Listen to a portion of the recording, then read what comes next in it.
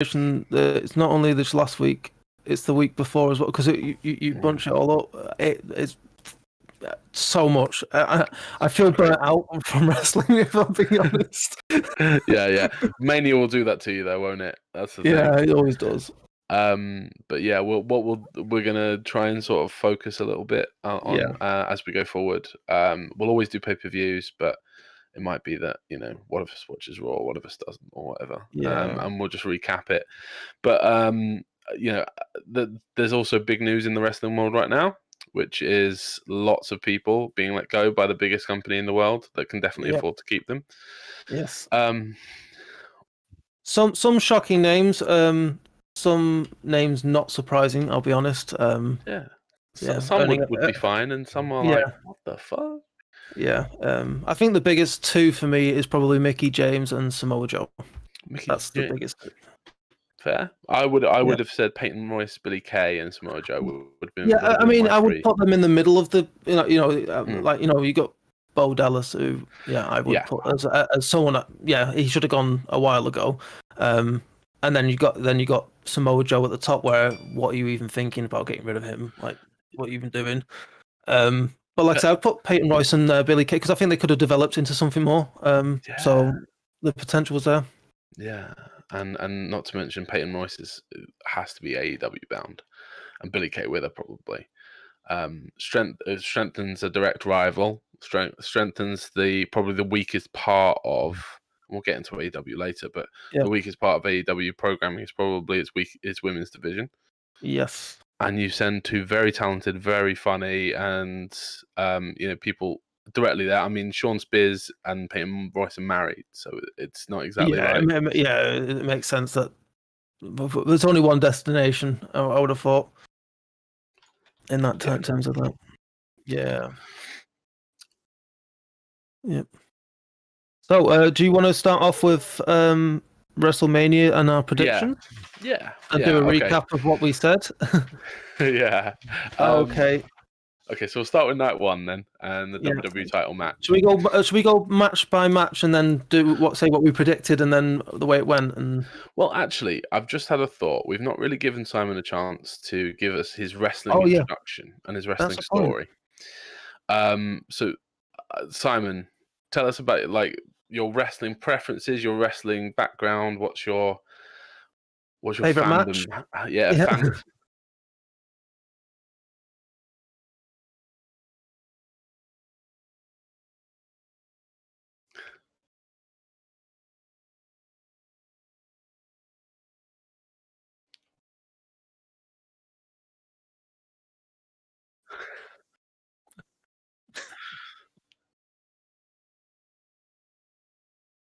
Oh my god.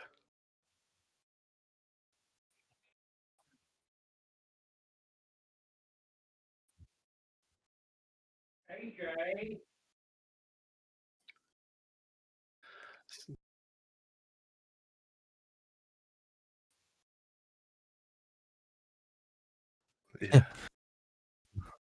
Yeah.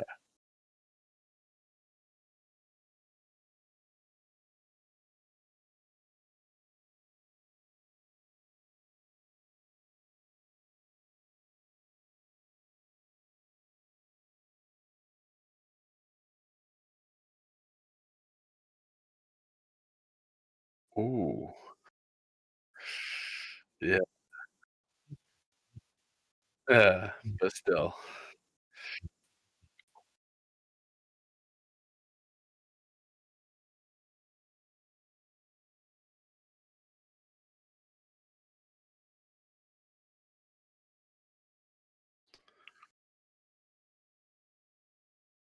Yeah, sort of rise of Super Cena era.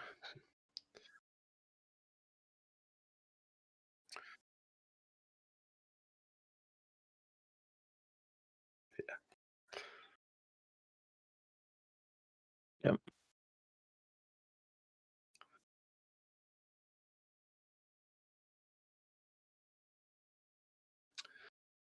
The one with P.T. Williams and oh, what a match! What a match!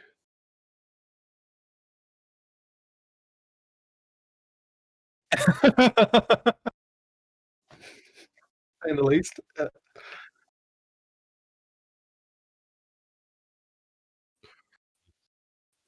Yeah. Yeah, that was pretty bad. Yeah, that was when I stopped watching TNA about around then as well. Yeah.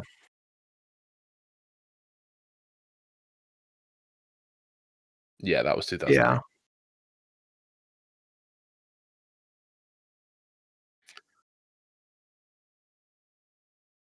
The Summer of Punk. Did you see Summer of Punk version 1 then, if you got into Ring of Honor around 2006?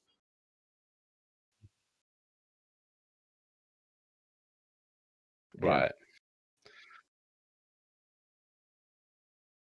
He signed his WWE contract on.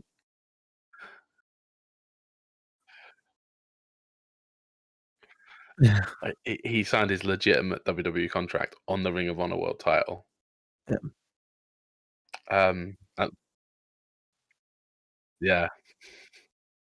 Yeah. Yeah. That was it. Was yeah. Punk's one of the best ever to do it.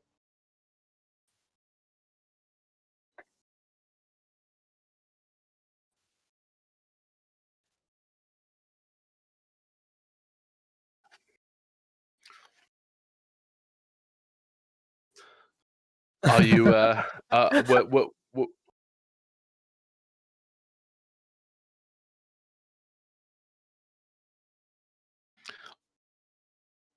we'll talk about Raw in a bit. We'll talk about Raw in a bit. And I agree with you. But we'll get so you're an AEW avid watcher then. You're all in on AEW. Yeah. Fair.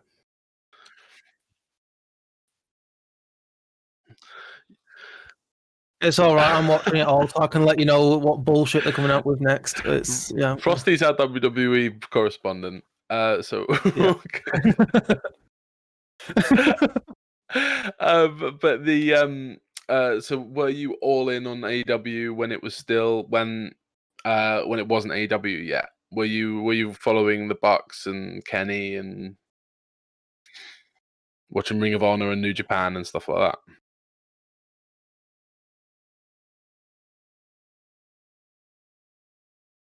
Yeah. Did you lose your absolute mind in 2019 New Year's when they announced they were doing Double or Nothing, and then Hangman's got his phone and he goes, mine says something different and it says AEW on it, because I just flipped my shit. I think we all did a bit.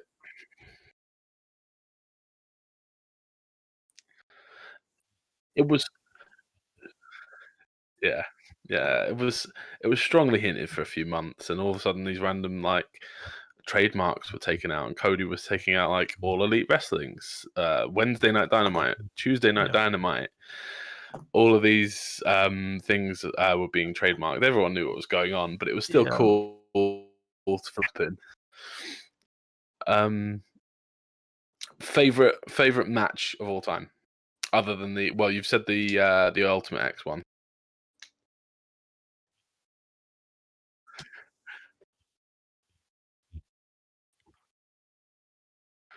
What that was really, really good. Have you seen it? Straight overhead. Yep. We'll make you watch it. We'll make you watch it. You know that I've only just started watching AEW, so for me, it's a lot of catching up. To give you and everyone else who's watching who has no idea what we're talking about context, the Elite, so the Young Bucks, Kenny, Hangman, and Matt Hardy was with them at this point. Took on Chris Jericho's Inner Circle, so Chris Jericho, Sammy Guevara, the Proud and Powerful, and Jake Hager on the field of the Jacksonville Jaguars Stadium. Right, so it was called Stadium Stampede, and just shenanigans. Hangman rode in on a horse. At one point, Matt Hardy got resurrected in the pool of resurrection, which was just a random tiny pool on somewhere up in the stadium. He locked Santana in an ice box at one point. Jake Hager and Adam Page fought in the bar and smashed up loads of glass all over each other and then Kenny Omega came and saved him, and then it was just an amazing match. And the finish was Kenny Omega giving Sammy Guevara a one-wing angel off of one of the you know in the stadium you've got like the entryways bits, the funnels. Yeah. Hell of a finish. Probably about a 25-30 foot drop. Hell of a finish. All right, I'm gonna have to go and watch it at some point. So. Yeah, it's a really, really fun match.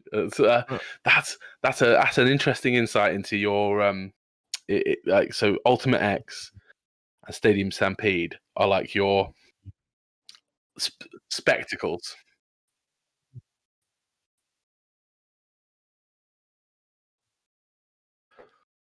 Yeah.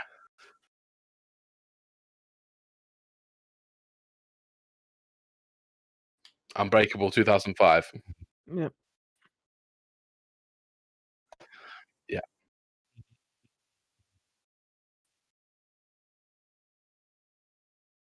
Guess what? Next episode, I'm gonna press Frosty about next episode. Guess what we're gonna make Frosty watch.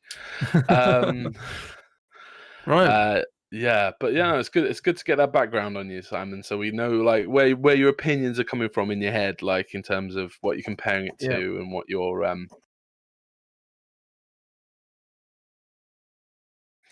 that was. He legitimately didn't have a contract signed for the next day. Yeah. Legitimately, I've heard it in many interviews. He did not have anything signed. Ooh. I'll find it. Okay. We'll have to get CM Punk on here so we can find out. Right, so you want to move on to the WrestleMania? Yeah, let's. All right, so night one, WWE title match. Yep. Thoughts, Frosty? You go first. Can I have one thing? Because I have my quote of the week that I like to put forward and say the worst line ever, and this is over. I can quite easily say nearly 14 hours of wrestling of what having watched. Worst line this week, Michael Cole, because obviously they got rained off. Go on. Because they got rained off, well, we could always call it Wrestlemania. Yeah. So, I mean,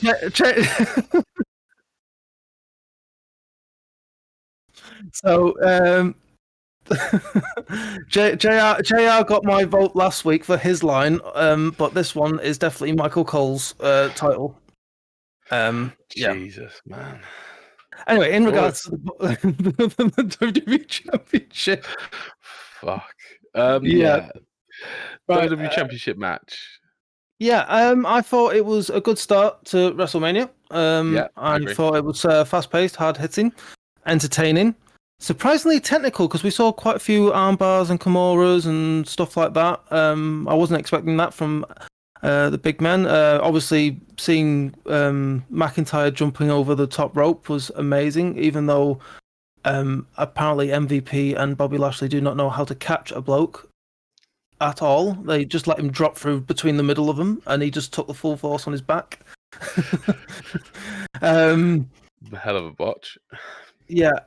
There was another botch as well, where it looked like he went for a Future Shock DDT on Bobby, and it looked like the first one fucked up, so they did another two straight, like one after the other. Yeah.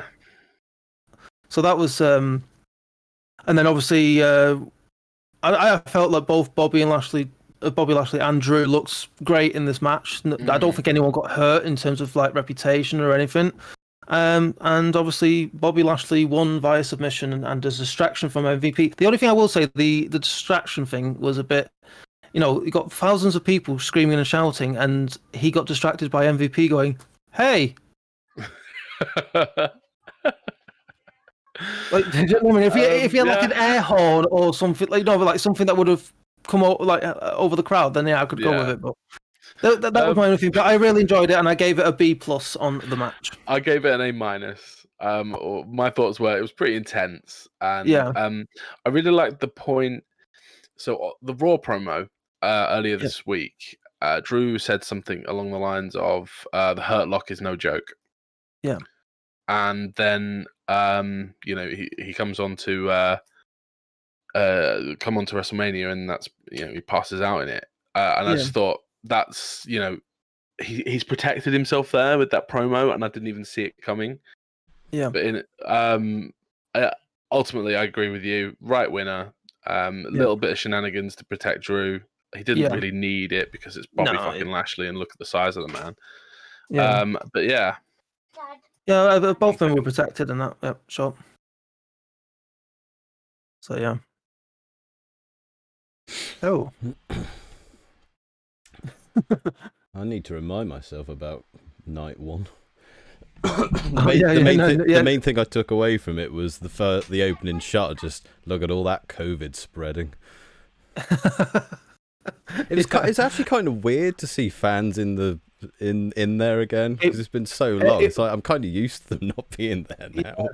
It was weird having fans there, but at the same time, it was a welcome addition. It's what's been missing from wrestling, a big key part of it, because it made a hell of a difference. See, because I've been watching AEW the whole time. Yeah, I haven't not really been keeping up with WWE, and AEW have done a great job of keeping that atmosphere. Yeah. Whereas I find WWE really haven't. It's different. NXT's done a good job of it, but I found that both Raw and SmackDown, they just stick with the monitors, and and then they got the crowd noise coming out on the tannoys, and it just doesn't work. It doesn't work. It sounds just like SmackDown did in like 2010 when they used to put the hairdryer over the top of everything. Yeah. Anyway, so so you gave it an A-. I gave it a B+. A-. I think A-. Yeah, A-. Yeah. Because I think it worked as a main event world title level match. Yeah. Felt good. Main event world title level matches, if you're not getting at least an A-, B+, there's something wrong. Yeah. And obviously I had Bobby to win that, and I think you did as well. So we both get a point in our direction. Through shenanigans, we both thought, and we were correct. I mean, the shenanigans were just going, "Hey, Drew." Yeah, but it still counts. Yeah. So we both get a point in our directions on that. Simon, what have you got any thoughts to add? Did you watch WrestleMania, by the way? I did, but I don't remember too much of it. I was just saying to Frosty, like, the thing I remember most from night one was just the opening shot of the crowd and so many people not wearing masks.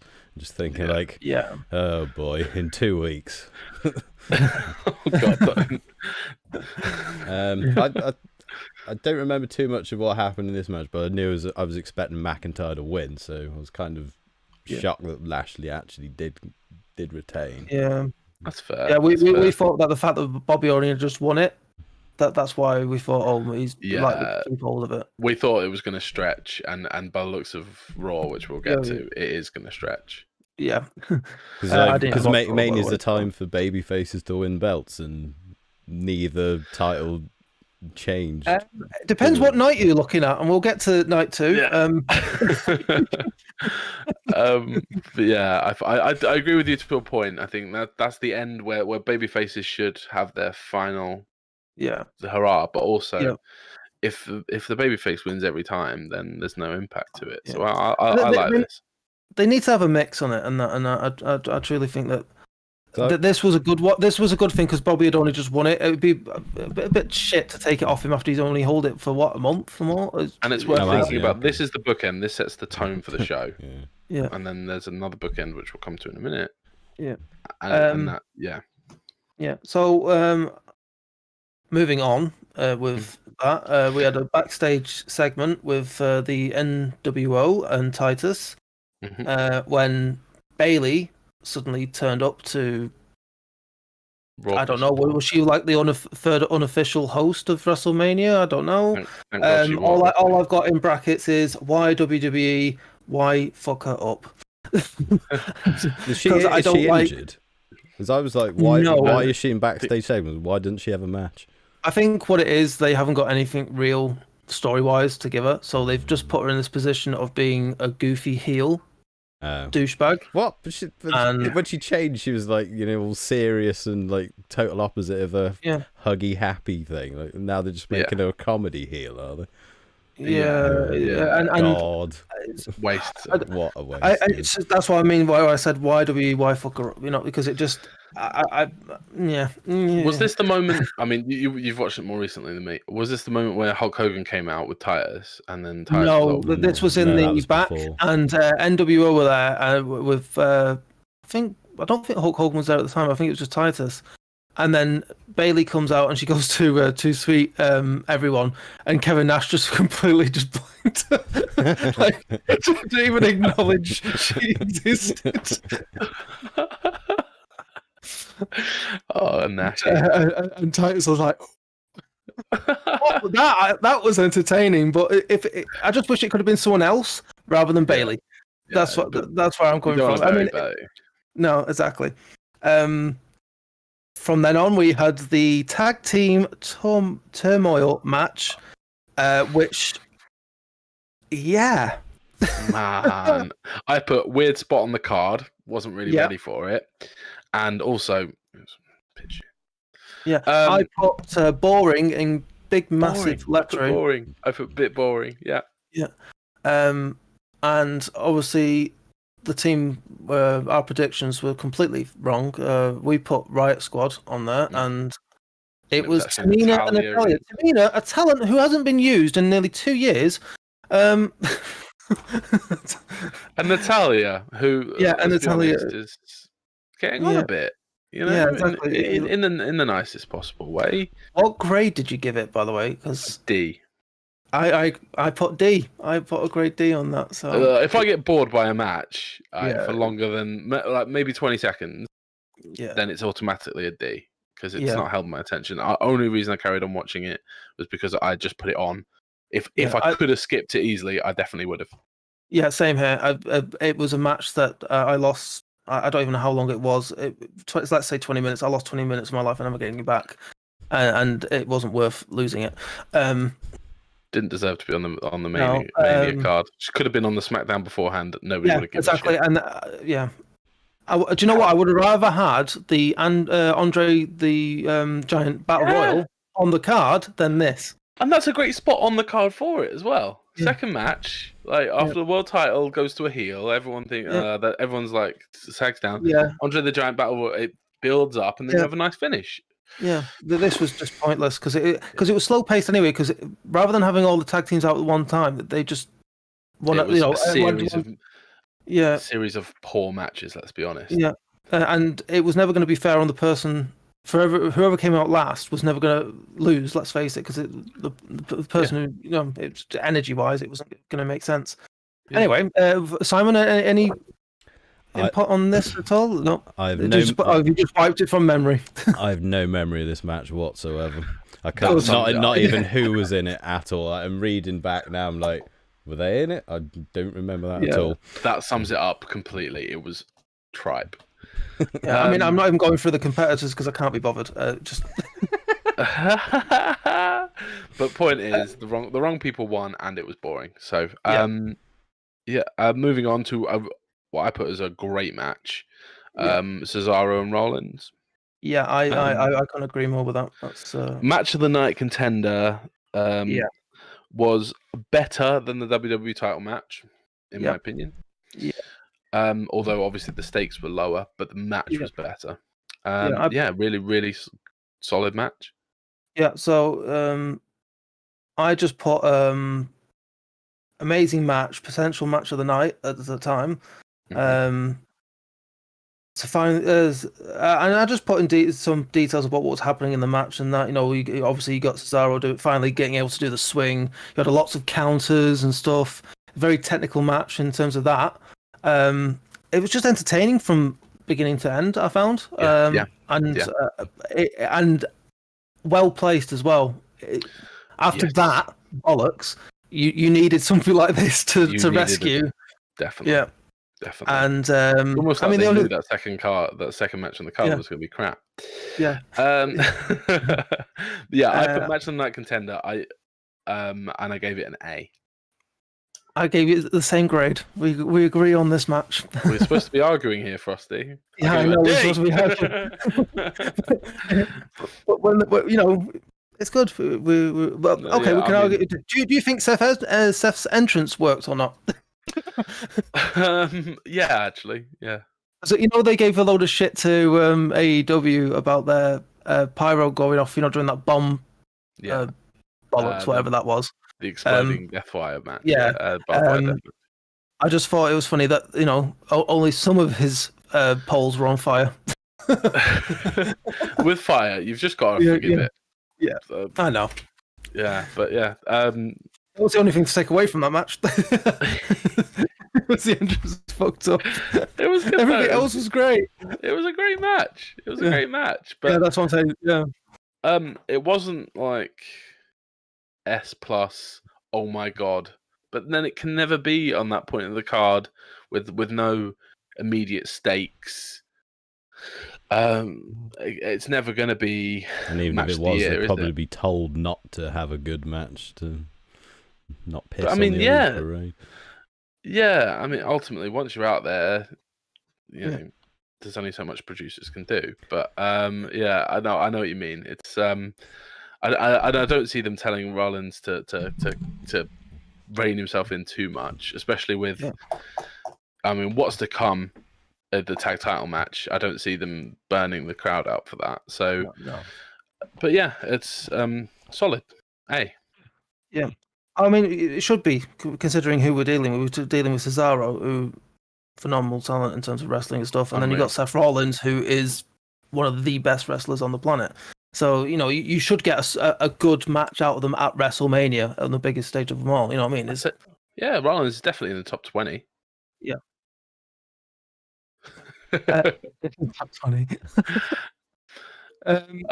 Depends who you ask, because if you ask WWE to do a poll on who's in the top 20, apparently it's all current talent over the whole of their existence. Yeah, because obviously they must get better, otherwise. Yeah. Why would you go and watch it? We got next match is New Day versus AJ and. Now, how are we pronouncing his name? Is it Amos? Amos? I don't know. I don't think the commentators know, because I think I heard about 4 different versions during that whole thing. Yeah. I put it dragged a little bit, and all parties deserve better. Yeah. The New Day. I think fantastic. I mean, I said that New Day start well. AJ keeping AJ isolated. Amos or Omos, well, whatever his name is, he looks phenomenal in terms of like his just his stance and his. I mean that look that he has, that intense look, and he kept it up for that amount of time. Yeah. Do you know what I mean? Like I say, I think he looks he looks like a great big man, and it'd be interesting where they go with him on this. It's interesting that he's the hot tag in that tag team though, because. I mean, AJ is one of the best ever to do it. And so when AJ is the one taking the heat, I get they're the heels, but when they're the one taking the heat and the hot tag is Omos. I think the only thing I will say from that is, were they the heels in that? Because good point. They didn't wrestle like it. No, because the New Day came across as being the dickish heels, shouting at Omos that you can't tag in. We're gonna just beat up AJ and all this type of stuff. Talking smack. And then you got AJ who is getting the shit beaten out of him and gets the hot tag. So it came off as like AJ turned babyface, and then the New Day had turned heel in the match somehow by accident. And they worked it in reverse. But the show before and after, I mean, Raw, there's not been a turn. It just seems like the match was built wrong. Yeah. Well, the only thing it worked, but the only thing I did put was that Omos looks good, but movement is a bit slow and clunky. So it's not. But then a guy his size is not going to be, slick. I gave it a C+. Ooh, I gave it a C. So I go. put it down. We're pretty close. I mean, C+ is basically like it's as good as it could have been, but everyone deserves more to do. Yeah. I just think AJ deserves more. AJ deserves more. Xavier deserves more. Kofi deserves more. A year ago or 2 years ago, whatever it was, he was title at WrestleMania, and now he's losing the tag titles to somebody whose second match on television ever, or whatever it is. Yeah. Yeah. And we thought AJ would win that, didn't we? Yes, we did. I think. Yeah. Let me have a look. Yeah, we got AJ winning that, so another point in our direction there. Yeah, we only got one wrong so far, and it was the match that didn't matter. And then Braun v Shane. Yes. What I put, weird build to this match. Yeah. And then it was just okay. Probably not even okay, just under okay. Yeah, I mean, it was a weird one because they're trying to portray Strowman, a 6'8" guy who weighs what plus 350, 300 plus pounds, yeah. Yeah. As someone who's bullied. I know. And weird build. Former strongman competitor. It just. Do you mean it was a really weird thing? I know that Shane was being your typical dick, but why would you pick on Braun Strowman? Yeah, exactly. This dude would batter you in the real world. Yeah. What are you doing? I get they're trying to show nuance, but the problem is with nuance in wrestling is it needs to be very, very specific. You can't have we're going to throw something out that doesn't make sense and call it nuance. Yeah. I mean, the only thing that it was a typical steel cage match for me, apart from the weird buckets with tools at the top that have never been there before, but suddenly today they have. They have. I've seen it twice before. JBL versus the Big Show when JBL defended the WWE title back in 2004, 2005. Okay. And Jericho and Dean Ambrose match in about 2016, maybe even just before 2015. They had weird buckets of stuff as well. Yeah. So big cage matches nowadays, they don't trust the cage match just being. Yeah. Saying that, I mean, because that was weird for me, because obviously I must have wiped the other two from my memory about the sort of things, but I thought it was really weird place, considering it just looked like the workman gave up halfway through and just went, okay, let's just go. Yeah, let's just go. But then the impressive part for me was when he ripped the cage off from the top and peeled it back and then grabbed hold of Shane. I thought that was amazing. That was one of the best bits of it. He's done that spot before. Has he? He's done that spot before. Yeah, with Roman. When he was feuding with Roman. Okay. 2017, I think. But that's a while then. Okay. He had a big feud with Roman for where Roman crashed a truck with him in it or something. Yeah. Oh, they were killing each other basically. They were going hard, and they did something. It was either a Hell in a Cell or a cage match where he ripped the side off, and it was impressive then, and it was impressive now, and you cannot take away from the fact that this guy is a physical beast. Yeah. Physically great, but just a weird build, and it kind of took away from the match somewhat. So would have got a lower grade, I've put, but the end part of the match was excellent for me. So I gave it a C+. So did I. So because I thought it was better than the AJ match. So I just think I've put other things at B- later on that were better than this. Yeah. But I agree, it was like as good or just slightly better than the tag match. With some hell of a spectacle, which brought it up. Yeah, it was the end part that saved it for me, because otherwise it would have got a lower grade for me. Yeah. And then we move on to Bad Bunny. What do we have on our prediction? I think we had Strowman winning that, didn't we? Anyway, so I think so another point. It wouldn't have made any sense for Shane McMahon to win that. Yeah, well, it wouldn't have done, but yeah. This is WWE. This is the That's a good point. We had the celebrity guest match. Bad Bunny, Damien Priest, Johnny, and Miz. Yeah, and I mean, I can go with my opinion. Or Simon, do you remember this match at all? Or Bad Bunny and Damien Priest, Archer dude. Oh yeah, I thought Bad Bunny did really well at this. Yeah, it's very natural. Like it's like Stephen and Mel. It was amazing. Took to it very well. Yeah.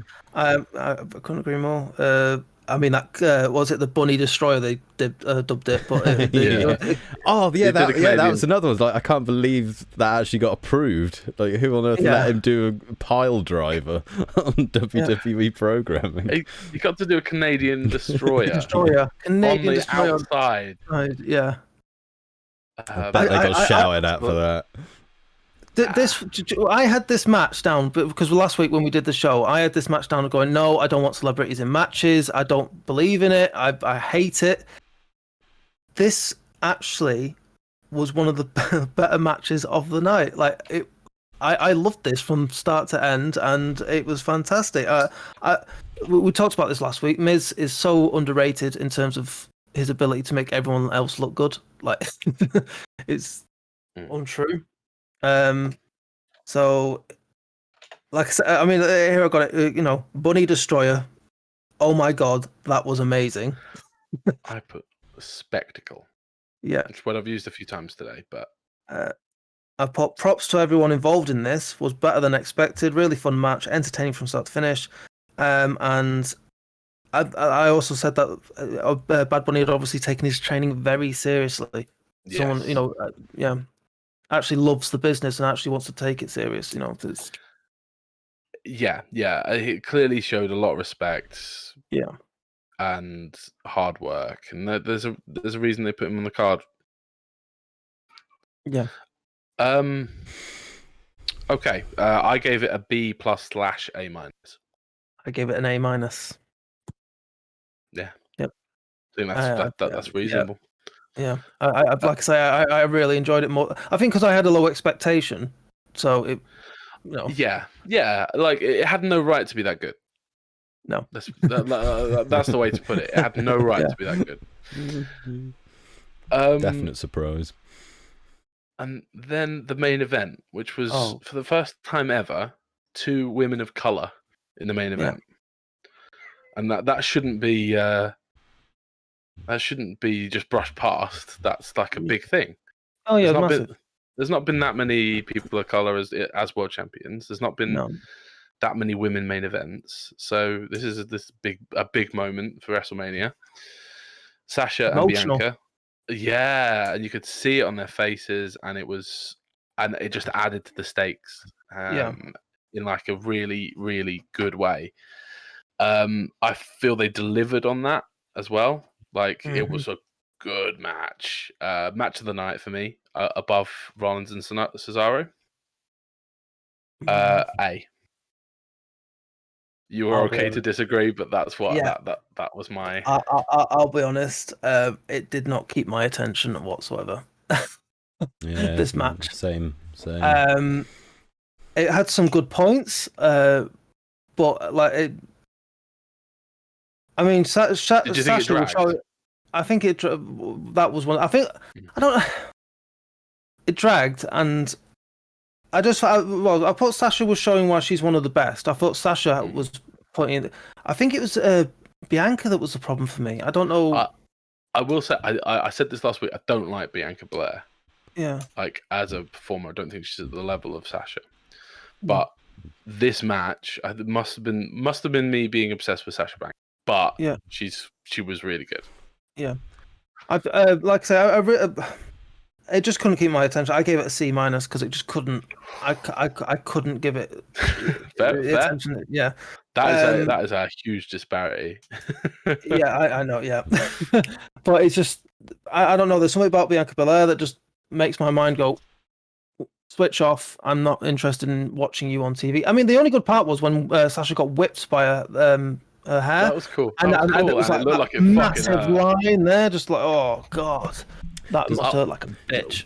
I'm willing to invest in like stakes and allow big stake matches to go long. Yeah. Which is probably why I was maybe more forgiving of the pace of it than you guys. But I very much liked it. I thought it was match of the night personally. Are you? What's your match of the night then, Frosty? Mine's Cesaro and Seth Rollins. What about you, Simon? What would you say? Probably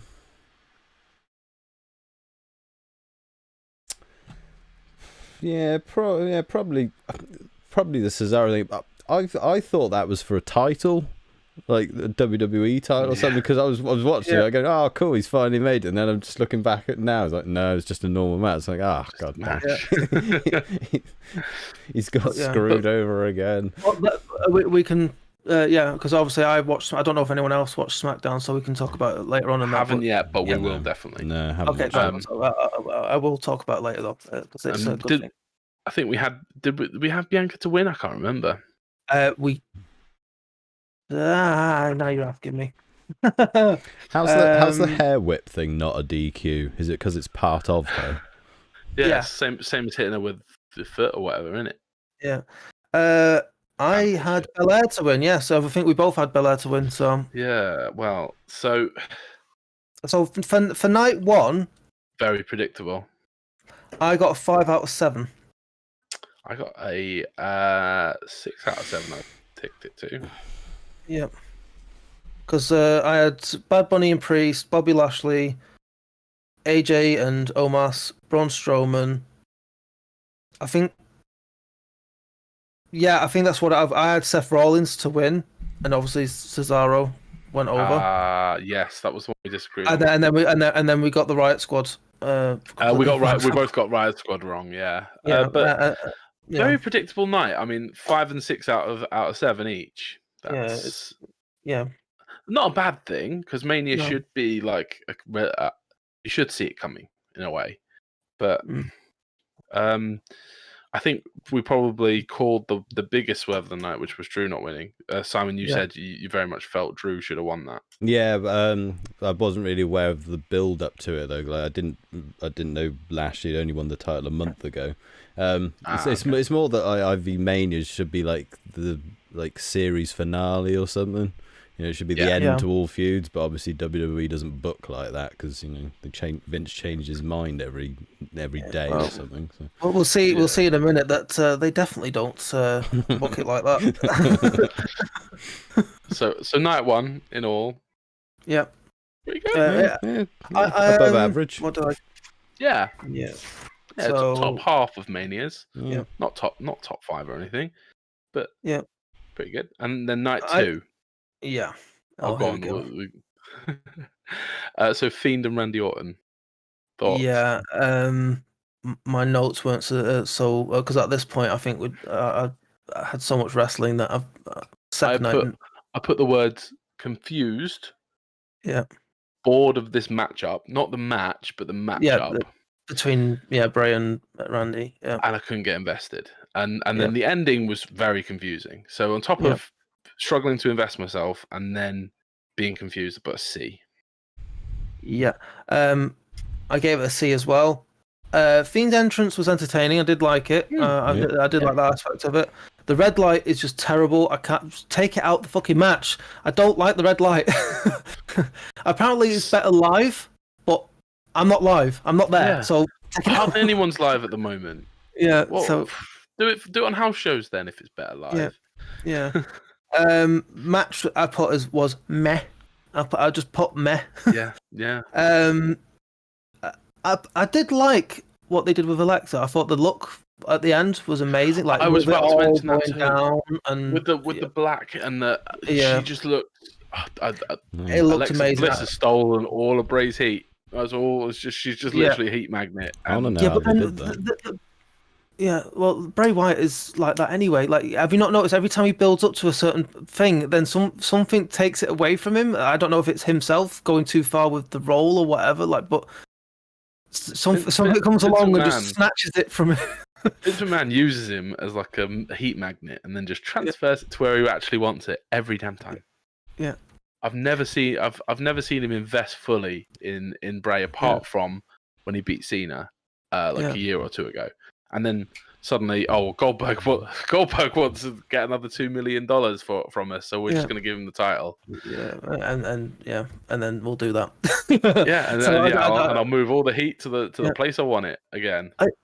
Because someone I was watching it and someone I think it was we were watching it in the channel in the wrestling channel and Kitty and Prometheus were there, and they were asking, what is this? Who is this and that? And I said, well, it's like their version of Undertaker, but like a really poor version of it, like in terms of like because it's supposed to be like this dark supernatural sort of like entity. supernatural entity that and I mean, Bray Wyatt, his characters are brilliant. Like what he puts into it is fantastic. It's just that one, he sucks in the ring, so it just takes any. At least Undertaker was great. I don't think he sucks. I think he tries to play a character in the ring. Yeah. And doesn't always doesn't always come off properly.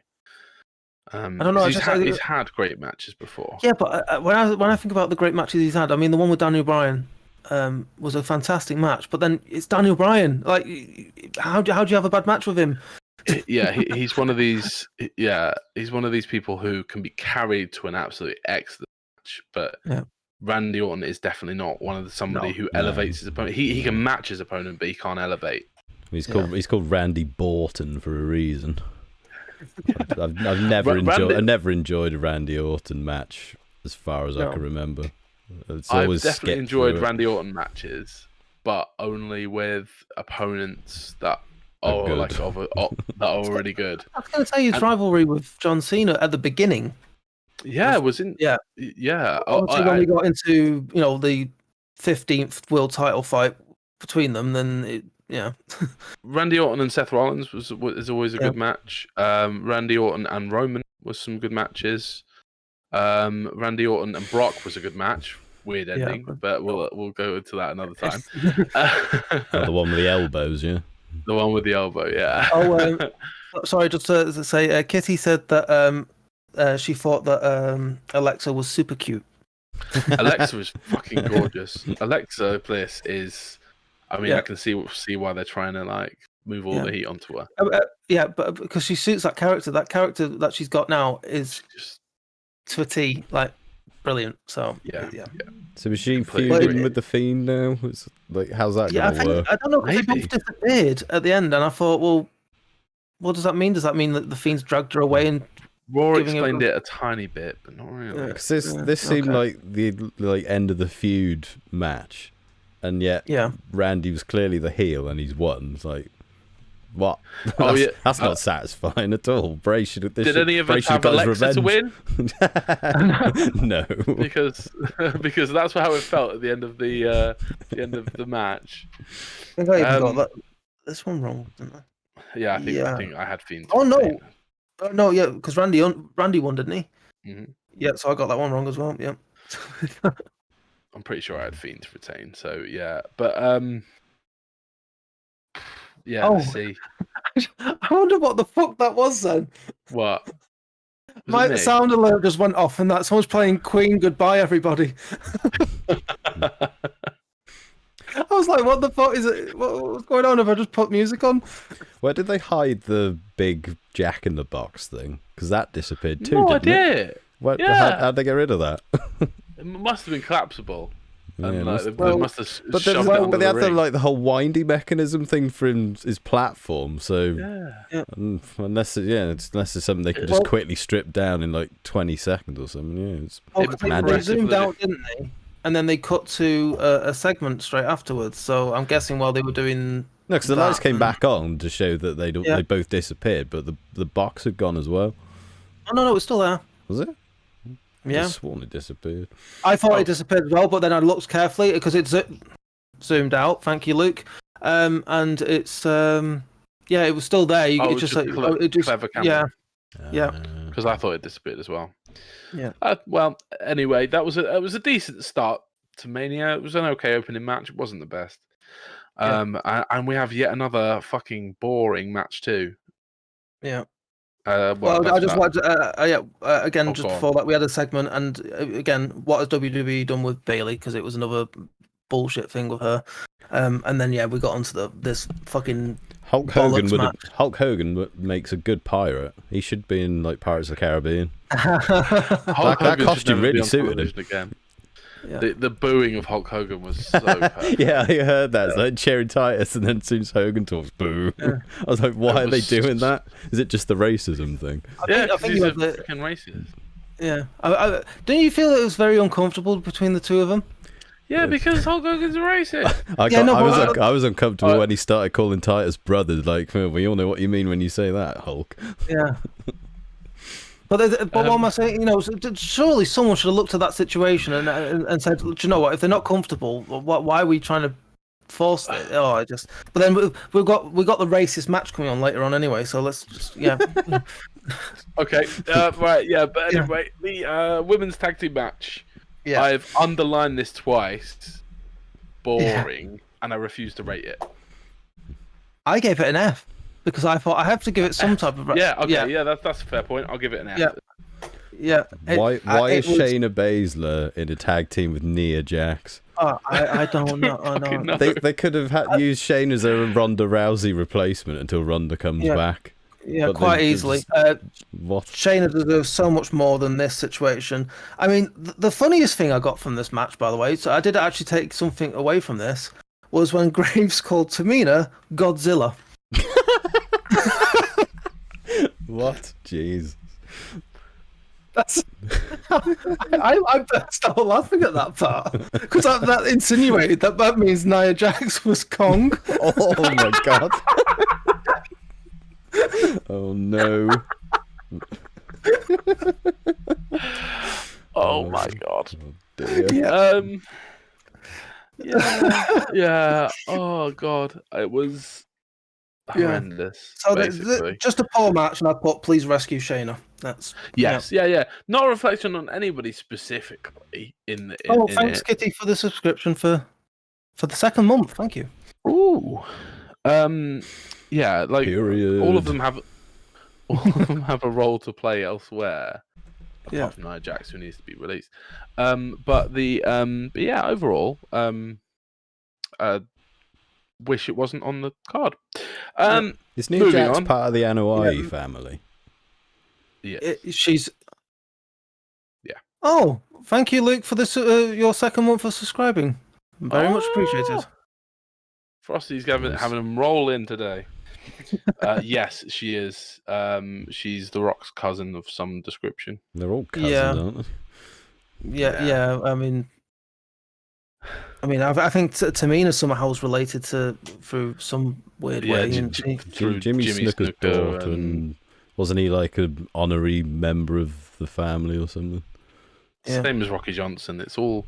I think the Anoa'i family is very strange. The actual blood-related ones are Roman, Jimmy, and Jay. Yeah, and obviously Umaga and Rosie and people. I think Samoa Joe must be the only Samoan in the world to not be related to them. Which is why he got released. Yeah, he didn't have the inside track, did he? Right, so Sami Zayn and Kevin Owens next. I put great match, fun ending, A. Yeah.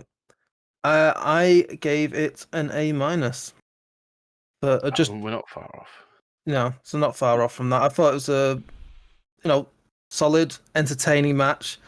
But typical Sami and Owen match though, because everything that they do together is just fantastic. Because they know each other so well, it fits. So the whole careers they've been doing this feud, and yeah.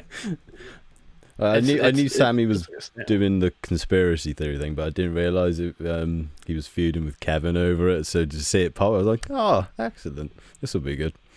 And it was. It was. Yeah. And Logan Paul at the end, and then Sammy going, "Of course," blah, blah, blah, and going off. It was really fun. Thank you, Prometheus, for the subscription. Thank you very much. Much appreciated, dude. But yeah, a decent match. I gave it an A. Sorry, guys. It's all right. It was at this point I'm thinking that's match of the night. Yeah. Right. In the end, it wasn't my match of the night, at least. But yeah, pretty good. I had Owens to win that, so. Did they basically just get Logan Paul in to take a stunner? Pretty much. Yeah, pretty much. And it was so in character for Owens to just not accept the whatever it was, the handshake or whatever, or the celebrate with. Yeah, that was one of my right answers. Actually, was Owens. The stunner just seems to be a move that literally anyone could do to anyone, and it will get cheered. Yeah, that's good. That's because Stone Cold is still so over. Yeah. And then Riddle v Sheamus. Yeah. Next match. Well, we had the introduction with RVD and Carly. Good point. Which was fun. Why the fuck is the Carly in Hall of Fame? By the way, I've just had that. Multiple-time world champion. And they want to break into the India market. Yeah, sorry, but Andy looks ill. I put that. I was thinking, should we start a Deadpool, by the way? Mean. he's looking rough, but people of his size... He's having to hold on to both Riddle and RVD at one point, and I thought, well, that's not a good sign. Because didn't Andre go the same way in the end? Yeah. Paul White is the one who looks good for his size and his age. Carly's about the same age as him and looks not great. No. Then again, Great Khali was like athletic as hell 10 years ago, 15 years ago. He would leap over the top rope. Would he? So I thought he always struggled with his movement. He did. By the time he was with WWE, so like 2008, 2009, he was struggling with his knees. But there's videos of him like mid 2000s, early 2000s being like really agile. Yeah. But yeah, funny I thought as well that interaction. Yeah. And then Riddle and Sheamus. Solid. Yeah. Bit of a war. I gave this a C+, if I'm being honest. Because C for me is down the middle. It's sort of like, a solid match. It's not bad. It's not good. It's not great. It's just, I gave it a B+. I'm a little bit more positive about it than you. Yeah. I feel like a B+ is like the best that a lower stakes match could probably get to without. Maybe you can get up to an A. But a B+, and it was really solid. It was lower stakes. It was US title. It's never going to get to crazy heights, but it was very physical. Yeah. And and I just thought it was solid. So B+. I think it was way better than Fiend and Randy. Yeah. It was way better than Braun and Shane. It was one of the better matches on WrestleMania so far. So that's why I gave it a B+. I mean, it looked amazing at the end because obviously that was a nasty bro kick, and the bleeding and the everything at the end there made it look fantastic. I mean, I did put good match, fun, hard hitting, and entertaining. I think you've been a little harsh with the D, but yeah, maybe we've been harsh with that, but yeah. No, I'm sticking to my guns. As you should. Yeah. But yeah, I didn't have Sheamus to win that. Yeah. So so far I'm 1 for 4 on predictions for this night. Yeah, I didn't have Sheamus either, so it's 1 for 4 on mine as well. I was kind of expecting Sheamus to do another 18-second win thing. Oh yeah. But they seem to be high on the. Riddle seems like the sort of dude that Vince would love to just bury for no reason other than he doesn't get him. He doesn't get him clearly because they don't book him right. But Matt Riddle is a legit badass that could go walk back into UFC at any point. So he needs to keep him slightly sweet while also break his back, make him respect. So, oh God, no cheeky baby. Break Hogan back, make him humble. Right. Next, if you want to move on, or yeah. We've got Big E versus Apollo, the Nigerian racist drum match. Why was it a Nigerian drum fight? There wasn't any drums involved. Apparently Apollo was discovered an accent. Man. So suddenly Apollo discovered an accent from somewhere. I don't know, picked it up at the dollar store. I don't know. It's not a good accent, so I don't know where it's terrible. And it clearly shows Vince booked this match and he's a racist. It's a very prominent place on the card. Third from last. Yes. I mean, what did you think of the match itself, rather than to take away the match itself? I gave a B-. I thought it was pretty solid, really good actually. Go on. I've got. Go on, you be honest. If you hated it, what did I put? I didn't write down. Plus. Yes, I absolutely loved it. No, I actually didn't write down a grade. Need to get you watching some New Japan. No. I didn't actually write down a grade for this, so I'll give my opinion now. I'll probably give it a C+ again. Fair, Simon. Your thoughts on this one? The only thing I remembered from this was the ending with the running. Yeah. I literally remember nothing about the action. It was. I've got news on that. We found out the name of his companion that came out and helped him win the title. Wasn't it the dude from Raw Underground? Yeah, so originally it was called Daba Kato, which I wrote down here because I've said returns and helps. But apparently he's no longer called that. Oh. He is called Commander Aziz. Oh, you have yet again been punished for paying attention to WWE. Yeah. Jesus. Once again, Vince McMahon's racial tendencies come out to haunt us. Are the Iraqis reinvading or something? We're going to have Sergeant Slaughter coming back. I think they'd learn from Mohammed Hassan, who was this lovely Canadian that they repackaged as. I think at this point, I'd rather I think Sergeant Bash from Robot Wars to come out and beat them up. But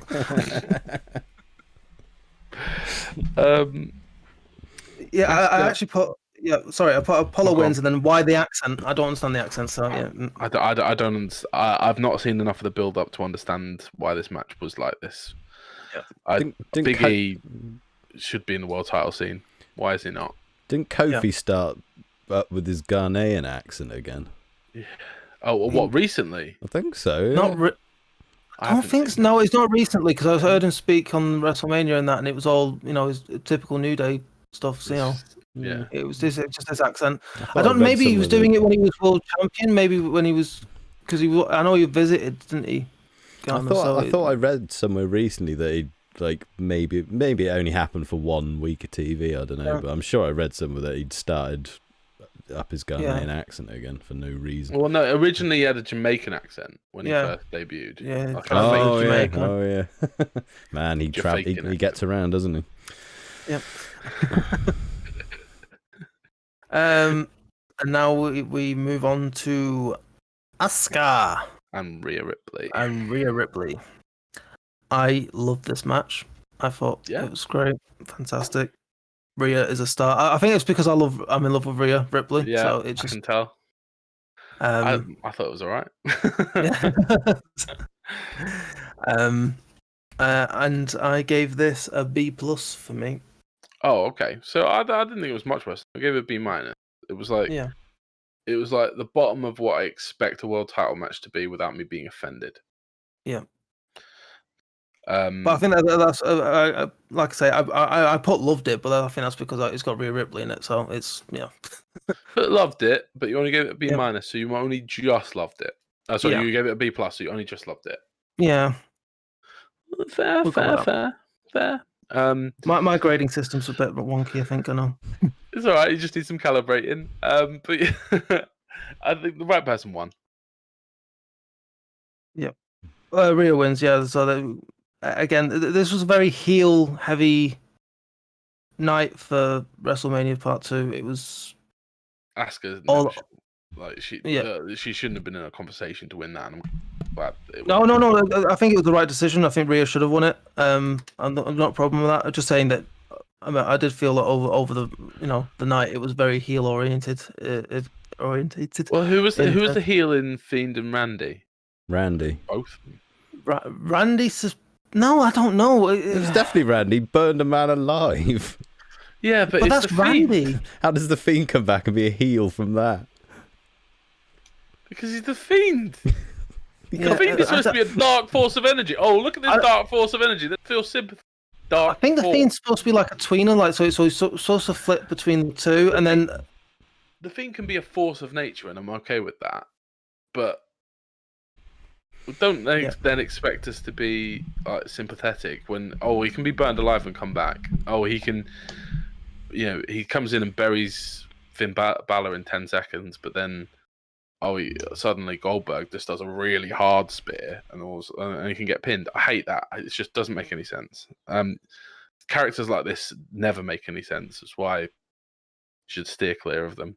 The only time it's ever worked in the history of wrestling is The Undertaker, and that's because he was always, right up until he was old, basically, he was always a guy who had this mystique about him, rather than being a literal dead man, which is how they would play it now. The Undertaker wouldn't work now because they would literally book him as some zombie dude walking down the street. Yeah, they would literally pretend he was dead. Yeah, you mean like the zombie on ECW? Exactly. That didn't exactly. No, exactly, because gimmicks like that never last. They never work. There's been thousands of them. Mantor. Well, Undertaker did change his gimmick up every so often as well to keep fresh. So. And he's got the advantage of being like a tall dude as well, whereas Bray's like average height. So, like Undertaker could legitimately come across as someone. Yeah, you got to beat him a lot to win, whereas Bray's like, yeah. Who would win? Apparently, you can't do that much because you can set him on fire and he'll come back. So apparently, he can't do that. Bray's gimmick got ruined from that DQ in Hell in a Cell. Yes, that was Up until then, they were on to a good thing there, but then Bray, he'll get his heat back though, as he always does through promo work.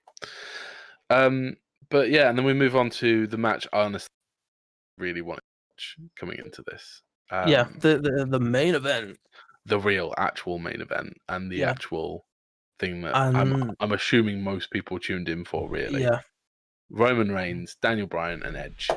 Yeah, and I think it did what it was said on paper. I think I was excited for the match. I was really this was the match I really wanted to see, and it provided everything that I ever wanted. And in that from that match, it's main event. I mean, the notes I took from, fantastic, feels epic was what I put on paper. Feels epic, just the atmosphere and everything. Big hits early on. I felt that everyone. Edge looks in phenomenal shape for the guy. Yeah. How old is Edge? He's like late 40s. Yeah, gotta be. Yeah, just looks fantastic. Obviously, I think Roman Reigns was the best thing from this because I just love his demeanor, his character. Like he comes across as not giving a fuck about anyone in that ring, and just I love it. We did get a yes chant at one point, but not as loud. I don't think. I think it's because obviously not as many fans, but I didn't feel it was proper. It wasn't unanimous. Yeah. Yeah. It wasn't that. Yeah. Yeah. 7 years ago, the yes chants literally burst your eardrums. They were so loud. WrestleMania 30. Yeah. God, thought it was a brutal match as well. Like they were putting some proper work in at some stage on each other and that. And I find that with Roman, when it's go time with Roman Reigns, you gotta bring. Like, I think he got that from Brock. I think from working with Brock, It's basically when it's a spectacle match, you just got to hit each other fucking hard. You've just got to bleed and take the lumps, and the match is better for it. And there's a little bit more blood and it looks brutal as fuck, but it adds to the match. And honestly, the two people who obviously he was in a match with, in such a brutal match, being Daniel Bryan and Edge, and you're constantly worried.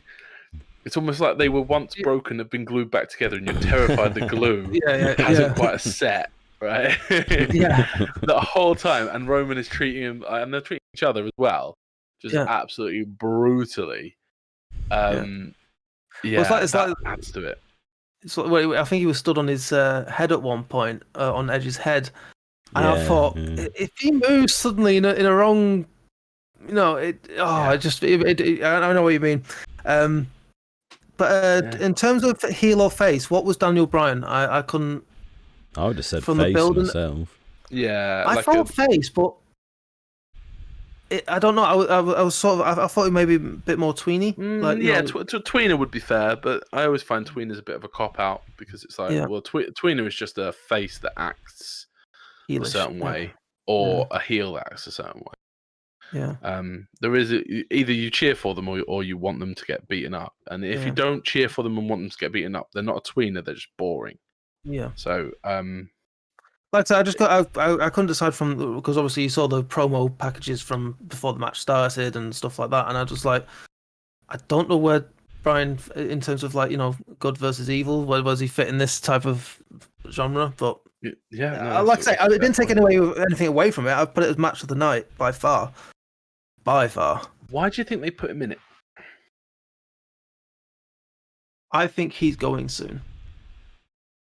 Yeah, my gut feeling. Yeah, they wanted to give him one last. He's talked about in interviews about leaving because of second child now. Mm-hmm. Yeah, and he's talking about more of being a family man and being at home, helping out and everything like that. So moving to Jacksonville. Yeah.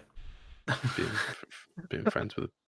I think he's looking at calling it, because it's going on his own terms rather than going out injured or anything like that. Yeah, that's my gut feeling on it. If Daniel Bryan leaves WWE, there is zero chance we don't see him again in a ring somewhere. Yeah. Oh yeah. Even if that is WWE. Yeah. Zero chance. It's just too much money on the table. Yeah. Roman winning. How do we feel about that? I thought it was brilliant. Very dominant, especially the way he pinned them both. Yeah. Dragged them on top of each other. Yeah. What an alpha move. That seemed to be like a fuck you from Vince to the fans, going like, I don't care if you still hate Roman. This is what we're doing. Like, Jesus Christ, man. Yeah. I don't hate Roman. I suppose now they're set with all their TV money. Yeah, he doesn't have to try and please the fans anymore. I don't think they still hate Roman though. I think people are booing him now because he's because of the character that what he's doing, and that it's no longer like go home heat type thing. It's I'm still as sick of him as I ever was. Have you watched the last year's worth of content from them though on Roman? Yeah, I've seen like a lot of the head of the table thing. Okay, yeah. Well, okay, so it's not your cup of tea then. Yeah, the Hell of the Cell match is what won me over, versus Jey Uso when he was when Jimmy was in the ring and he was threatening to break his leg or something. Yeah. That was the moment where I was like, Roman Reigns is fucking good. What grade did you give it? Minus. Ooh, you gave it an S minus. I thought it was that good. I gave it an S. Oh, that's because you're not calibrated properly. No, I'm joking. Yeah, no, I think that's fair. I sort of S minus, but like the lowest form of S minus. If I had to do a top 20 of the year, this might not make it on, but it would definitely like be on the short list. Yeah, I think the reason why I gave it an S is because not only was it a great, like it, the feel of it and everything. Do you know what I mean? Everything mixed in together, and that it paid off for me. So that's why I put it as that. So it's that's fair. Yeah. Simon, thoughts? Well, whenever Bryan's in a title match, I'm wanting him to win, regardless. I just lost my train of thought then. Thinking about Bryan. Yeah.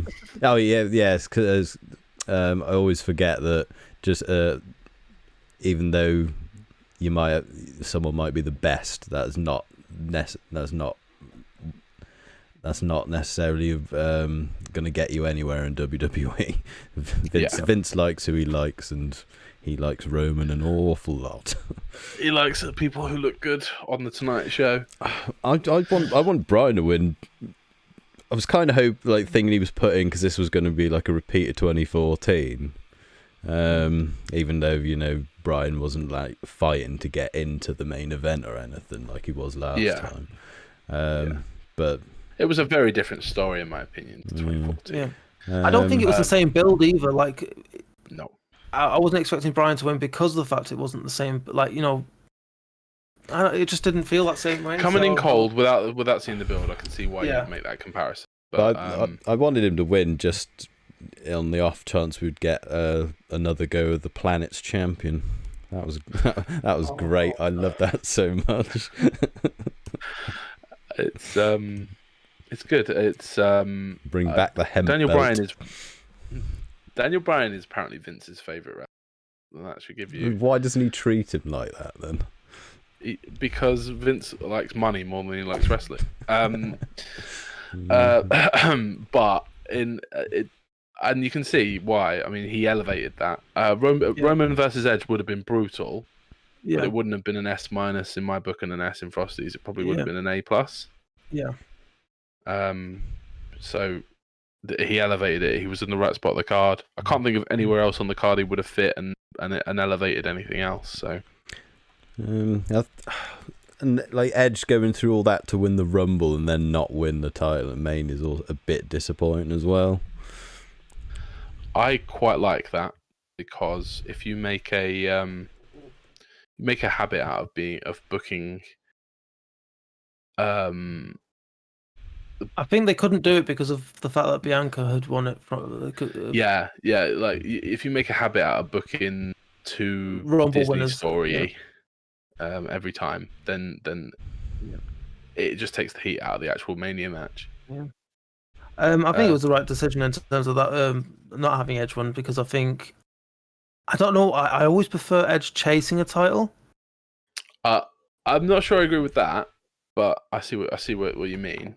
Face Edge, yeah.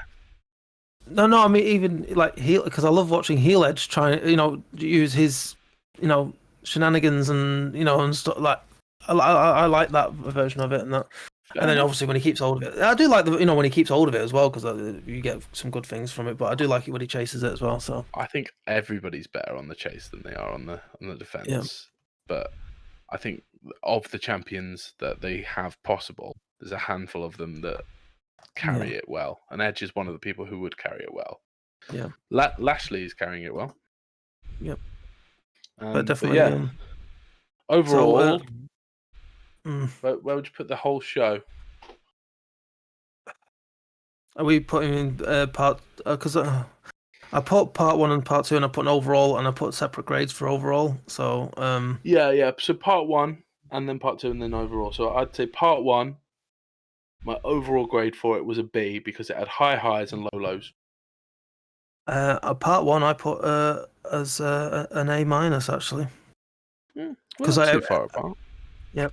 And with part 2, I actually put a B+ because we had some really bad matches on this card. Now, the matches that we both unanimously agreed were shit, right? Yeah. But both women's tag team matches, and that isn't a reflection on the women. It just wasn't good matches. So take those away. You take away the tag team title match. Yeah. You take away the Fiend and Randy match. Yep.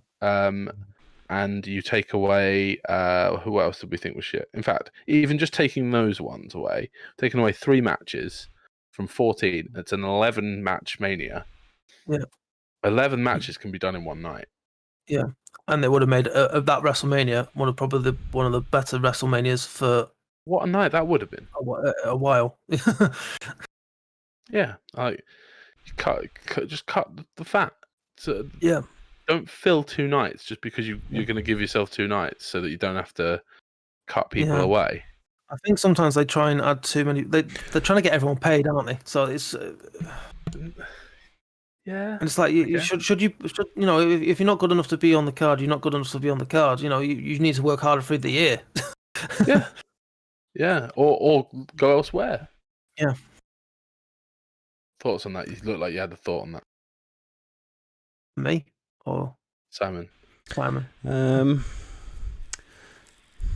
Like having 2 3 hour shows is fine, but I think I'd rather watch that more than 1 5 hour show. But I do like the idea of WrestleMania being like a one day a year type thing. Yeah. So it's finding the balance. I think they've kind of got it right, maybe. Yeah. There were a couple of matches I just wish they didn't put on. And if they hadn't, then it would have saved me about an hour and a half of my life. Do what I do and watch it at 1.5 speed. Yeah, but that's exactly my point. Get some spare time. Get some extra time. But yeah, I think, and then overall night 2, I agree with you. It was average was a little lower, but the high was way higher. So yeah. And then overall, I think this WrestleMania wasn't a classic.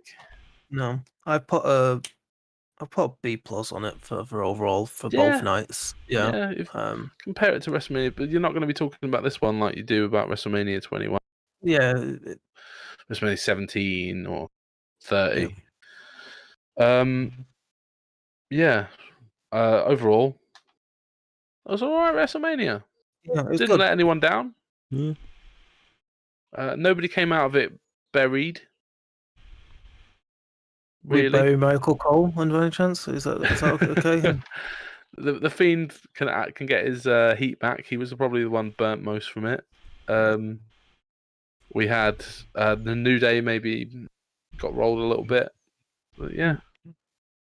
And we move on to Raw. Right, I didn't watch it, so it's all down to you people. Right, here's my notes from Raw. Okay. In full, unwatchable. Yeah.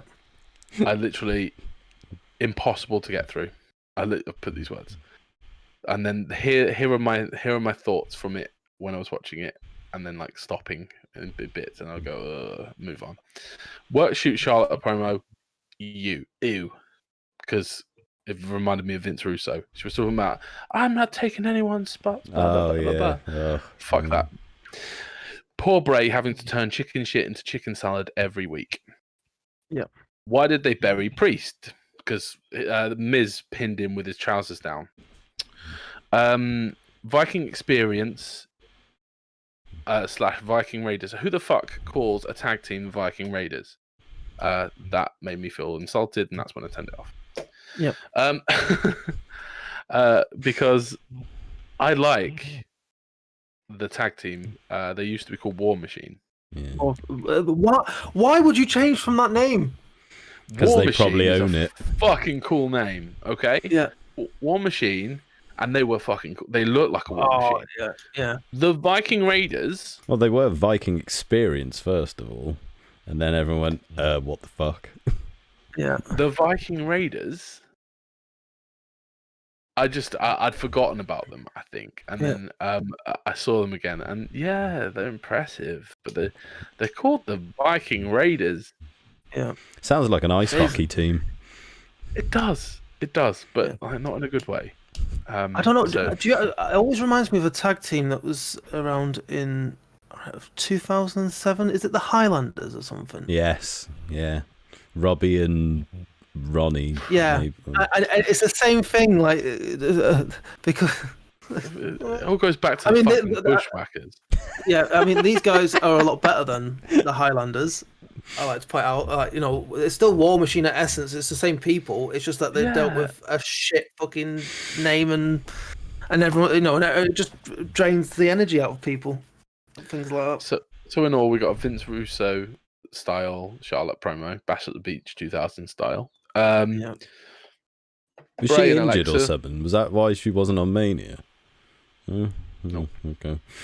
Didn't have any heat. Creative has nothing for you. Exactly. For Charlotte Flair of all people.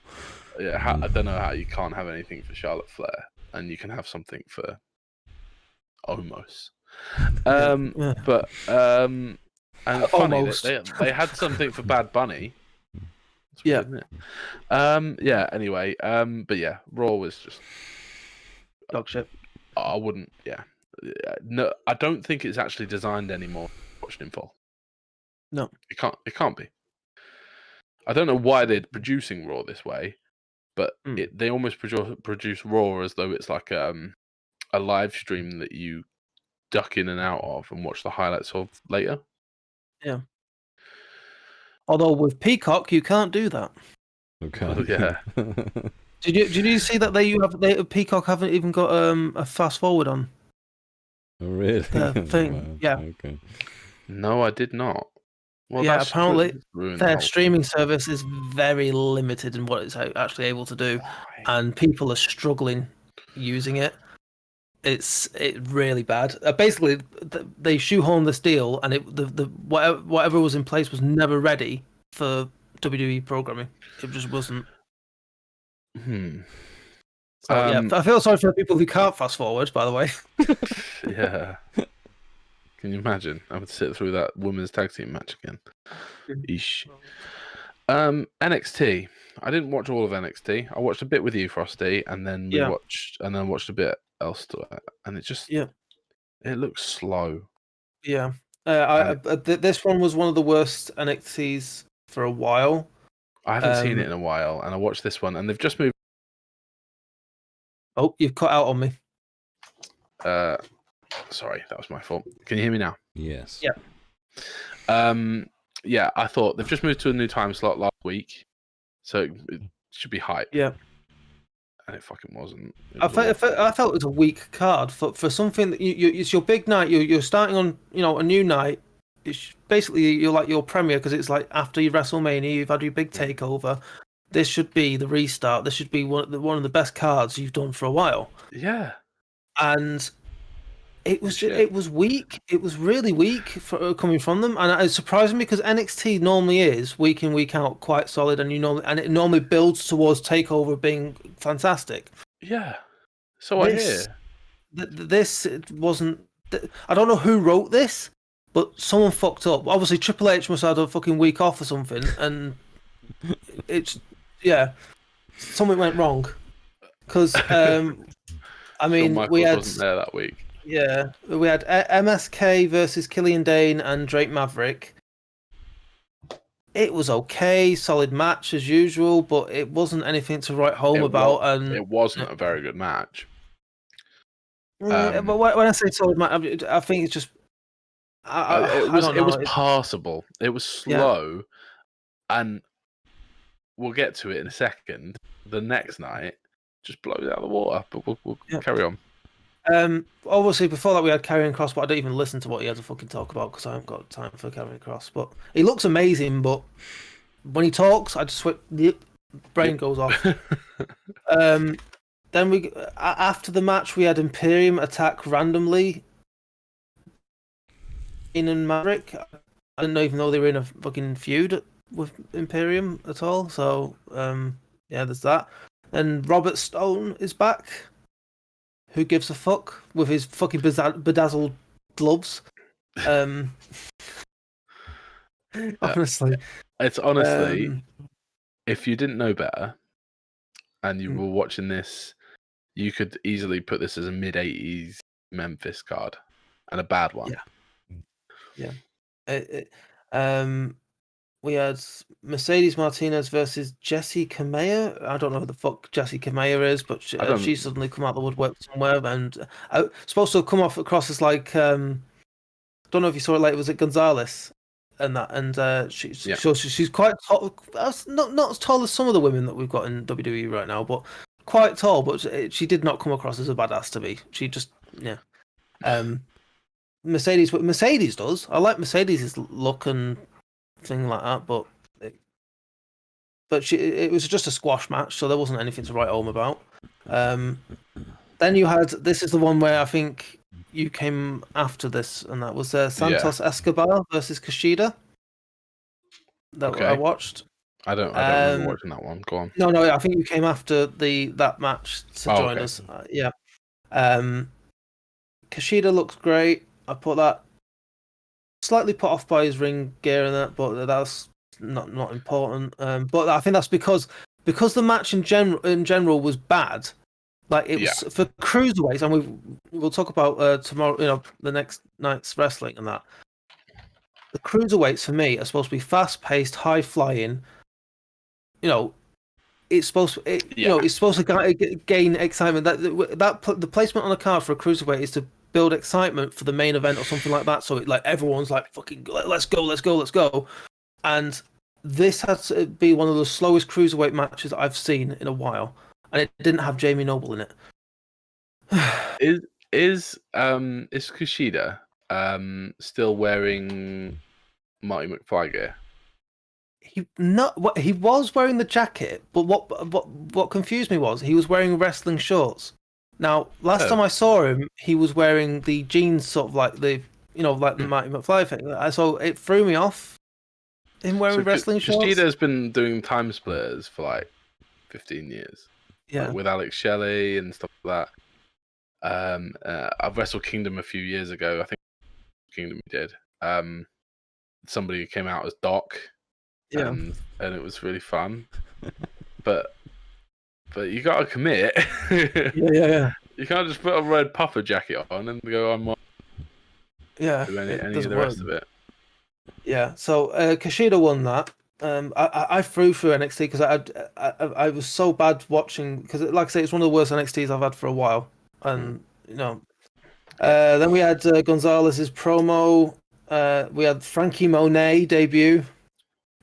Taya Valkyrie, by the way, for people who don't know who Frankie Monet is. Why would they do Taya Valkyrie? I have no idea. What kind of name is that, Frankie Monet? I don't know. It's a shit one. I know. Kitty, who's watching with us, liked it. She liked the idea, but then, and then she also liked the dog. Kitty, yeah, she's not watched wrestling in years, so she's probably gonna kill us. Anyway, but yeah. What was the main event? Sorry, before that we had these Gonzalez, Bianca, and Rhea. Good moment for that. I actually enjoyed, because it was a good moment for NXT, and showing Gonzalez, look, these guys have done this, and they're here now. The good moment, because I think they're good friends as well in the back between them. So, then we had the Sarai debut next week, Virginia. The main event: Bronson Reed and Dexter Lumis with Shotzi Blackheart and Ember Moon versus The Way. Yeah. And The Way consists of Johnny Gargano, his wife Candice LeRae. Is it Candice LeRae? Candice LeRae, yeah.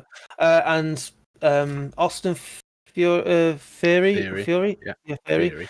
And sorry, I can't give a fuck about the guy. And Indy something or other. I don't know. Indy Hartwell, was that it? That sounds right. Yeah. I put, because obviously you were joining me for this one, watching this. Hate crowd jumping, because they all stand underneath waiting for the person to jump on top of them like idiots. Awful. Yeah. Then we had Dexter takes Indy to the back and fucks her. Funny. Yep. Decent. Wait, what?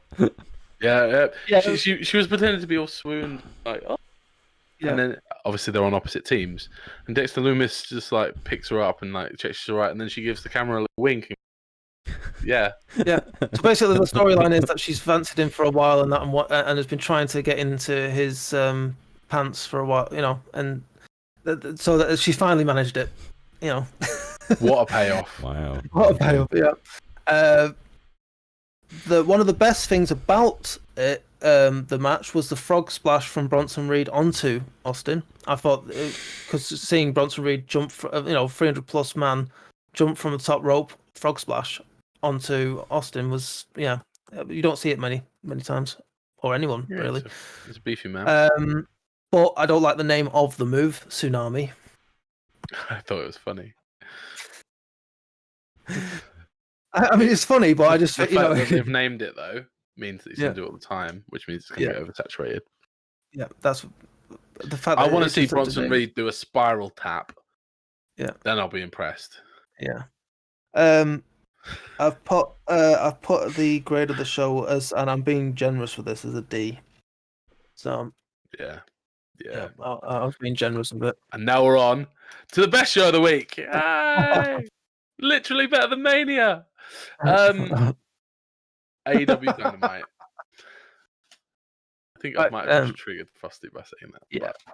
Yeah. I'm getting slowly into it. Like I say, I've only been watching for the last 2-3 weeks now, so it's slowly getting there. And I did enjoy, because after watching obviously NXT, it made this a lot better. Do you know what I mean? It did not suffer from comparison. Yeah. Because we had Young Bucks with Don Callis versus Pac and Phoenix. What a match! Fast paced.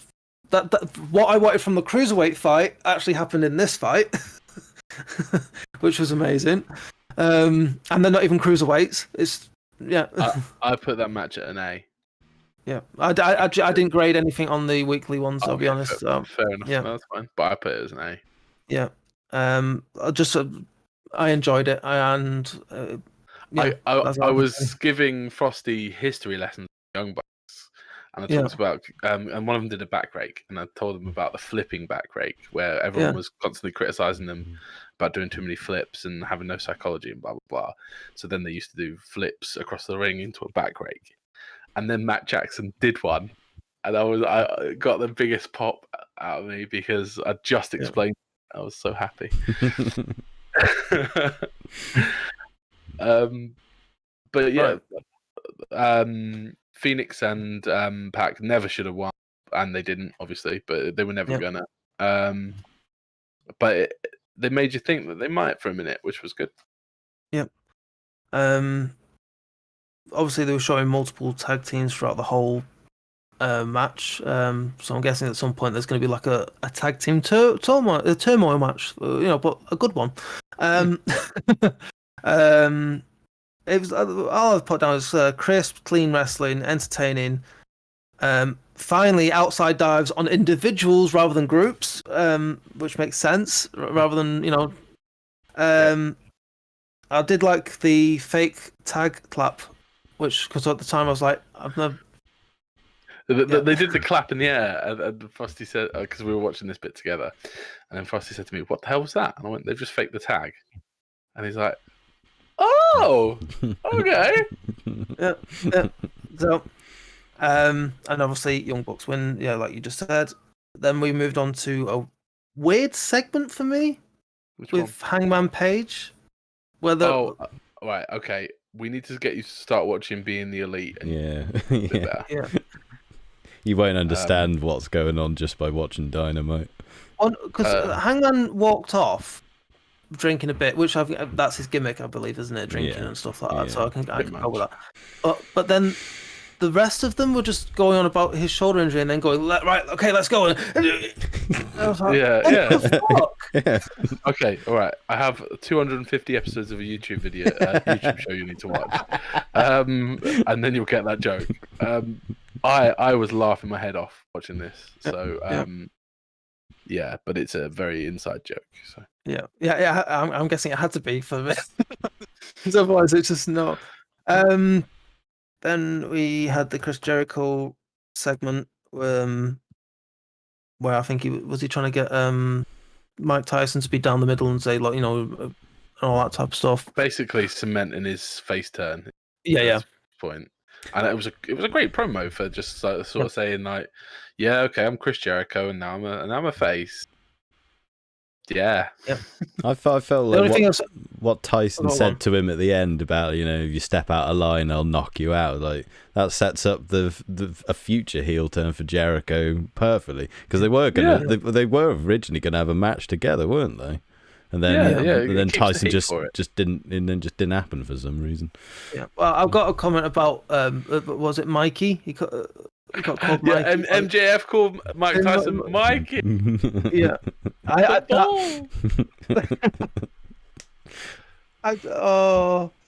Mikey. I even had to write it down in my notes.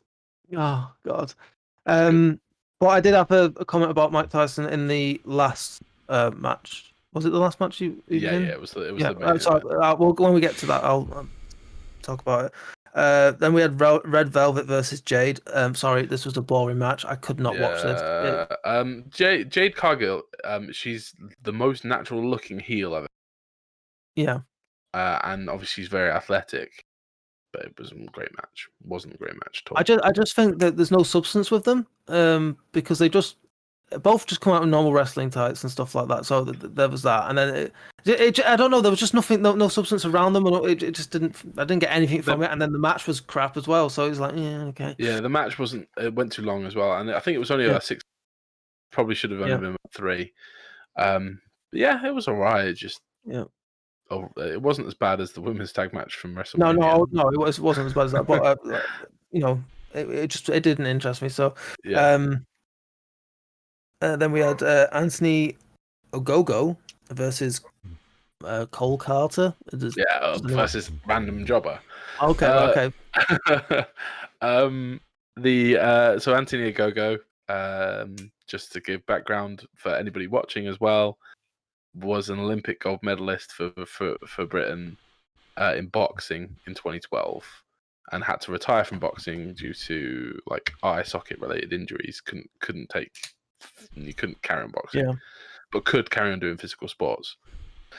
And this was his first ever televised match. Well, really? Wow. Okay. And he won. He beat a jobber by punching him really fucking hard. I really like that. I was like, wow, that's he looks like a badass doing that. Just wham. Yeah. Just wham. The ref's like, no, he's fucked, mate. He's fucked. Ring the bell. I was like, yeah. What did you think, Frosty? I mean, it was your typical, technically like an established guy, I would say, just beating up some random dude from the local town or whatever, and the punch. It looked a bit weak for me in the stomach and that, but then although if he punched it for real, he'd probably kill a man. So yeah, exactly. There's an element of disbelief there. You can take, they've established that he's a gold medal boxer. Yeah. When he punches the guy and he goes down and he stays down, you accept it. And he's gone for the stereotypical nickname of the governor. Yeah, I love it. Every British boxer on American TV, governor. Well, I'm looking forward to see what they do with it, because if he incorporates that on someone who's like an established wrestler and actually managed to beat them like that, then that makes it more interesting for me. Definitely. Yeah. He needs to beat someone like Kip Sabian or just somebody who wins fairly regularly, like Colt Cabana. Yeah. But yeah, it was pretty decent. Yep. Short and sweet. Yeah, short and sweet. That's on the notes. Is it? Yeah.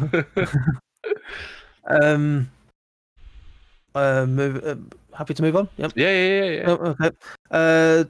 Dax Harwood versus Chris Jericho. Was there really no other match? Oh, was there another match? There was a promo from Miro. There was. Oh yeah. Which sounded like he's done with Kip Sabian. Yeah, and he's chasing gold. There was a TNT title match as well. That's what. That was what the main event was. Not the tag. We can carry on. But now I've figured out in my brain what's going on. What was the match that? The match that I was thinking of was next. Was actually last TNT title match with Darby. Darby Allin was the main event. Yeah. So, anyway, regards to this, it was a mixed bag for me on this match in terms of, but then this was going on early hours in the morning type thing. So, okay. I felt Mike Tyson looked lost at points. Like, I think he went to grab someone, and then I don't know if it was the spot was too early or something. I don't know, and he realized.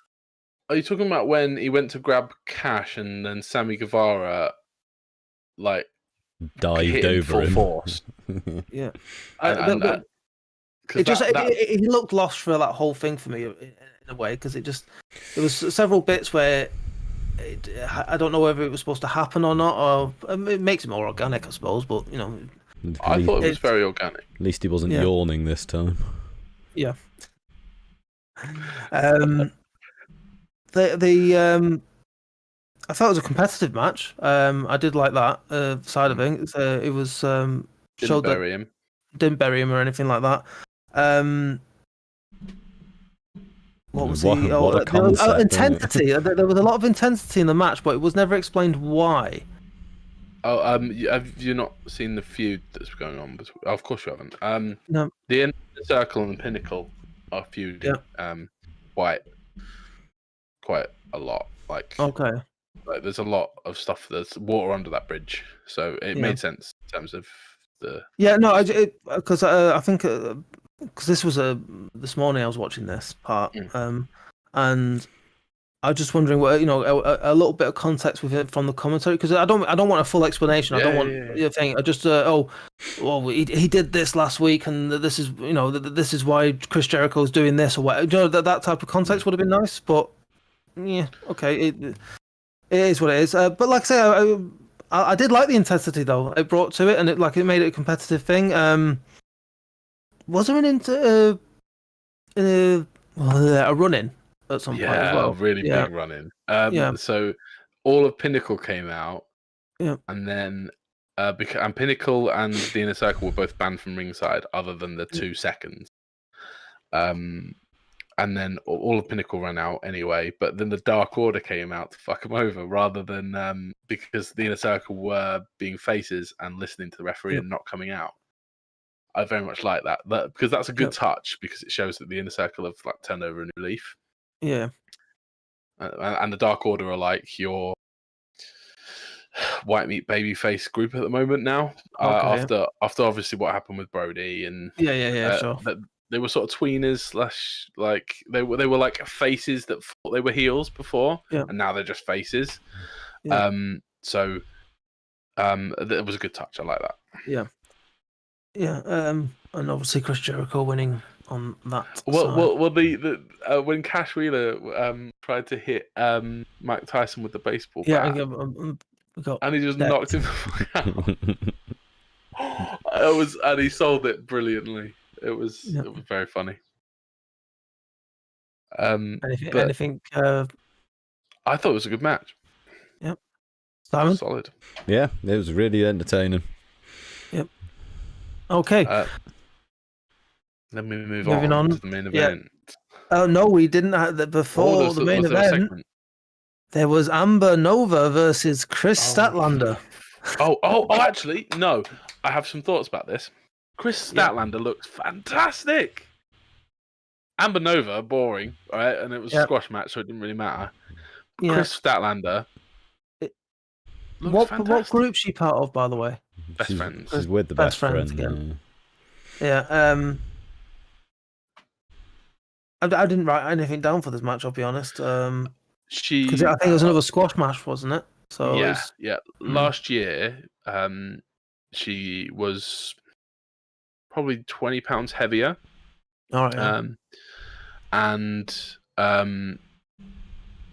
she was slow in the ring in comparison to how she was last night. Well, bear in mind she's had an ACL injury. Yeah. So she's been rehabbing that. She's lost some weight. She's really, and I mean this in the nicest way, obviously, because she was good before, but she looks ready for that title now, whereas before she kind of still looked a bit green. Her look's been updated, and also she's definitely getting a push because now she's got the Pixies as her entrance music, and Tony Khan don't pay out Pixie's money for jobbers. So no. I don't know. He seems to be spending money left, right, and centre on bringing people in. He's clearly got the money to throw around. No one spends Pixie's money on jobbers. She is definitely getting up there. Whether she wins the title or not, I don't know. But I'm really looking forward to see when they go with her. Yeah. Then we had Christian Cage come to the ring. Wasn't anything. He got beaten up. By the way, beaten up by Hobbs. that was what I was going to bring up. We talked about the Frankie Monet name. Okay. Powerhouse Hobbs. So he's actually called Will Hobbs, but right. When he was a face, he was Will Hobbs.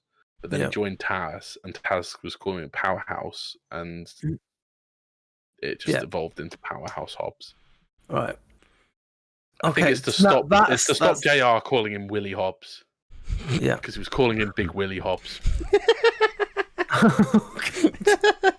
I'm like 95% sure they've started calling him Powerhouse Hobbs, and mostly Taz just calls him Hobbs, specifically to stop JR doing that. Yep. Fair enough. I wrote down terrible name, by the way. If he did call him Big Willie Hobbs, I'd completely forgotten that he did. He did. He's done it a few times. I'll find you a video. But yeah, it's should be looking at me in the showers then, should he?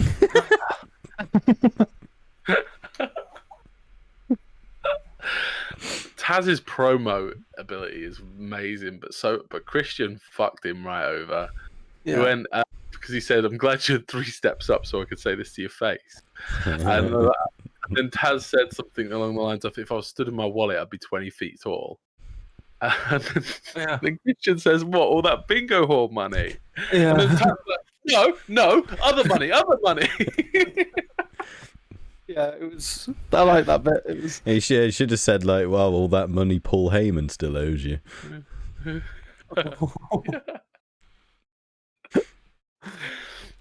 Like, I have no doubt Taz has made a lot of money from wrestling, but that was just super funny. Yeah. Did like the problem again? It's 2 veterans as well who've done business for a while. They know each other well, so it was good like interaction. Like you're seeing the experience there. That's what I was looking for. Yeah, and Christian's in his late 40s. Yeah. If he's got a chance to be TNA Sting from 10 years ago. Yeah. Or from 10 plus years ago. But he needs to play it right, and he needs to not go too far into being TNA Sting and overshadow it. Yeah. Well, so far I think they've done it all right, but we'll see. Yeah. Do you mean TNA Sting as in like cut the cancer out, Jeff Jarrett Sting, or Joker Sting?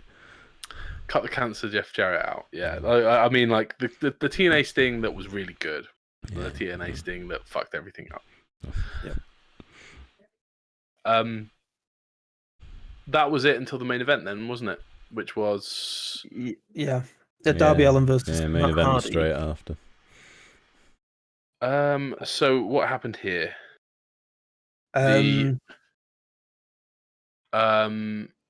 So it was a false count anywhere. It descended into chaos when House Hardy came out.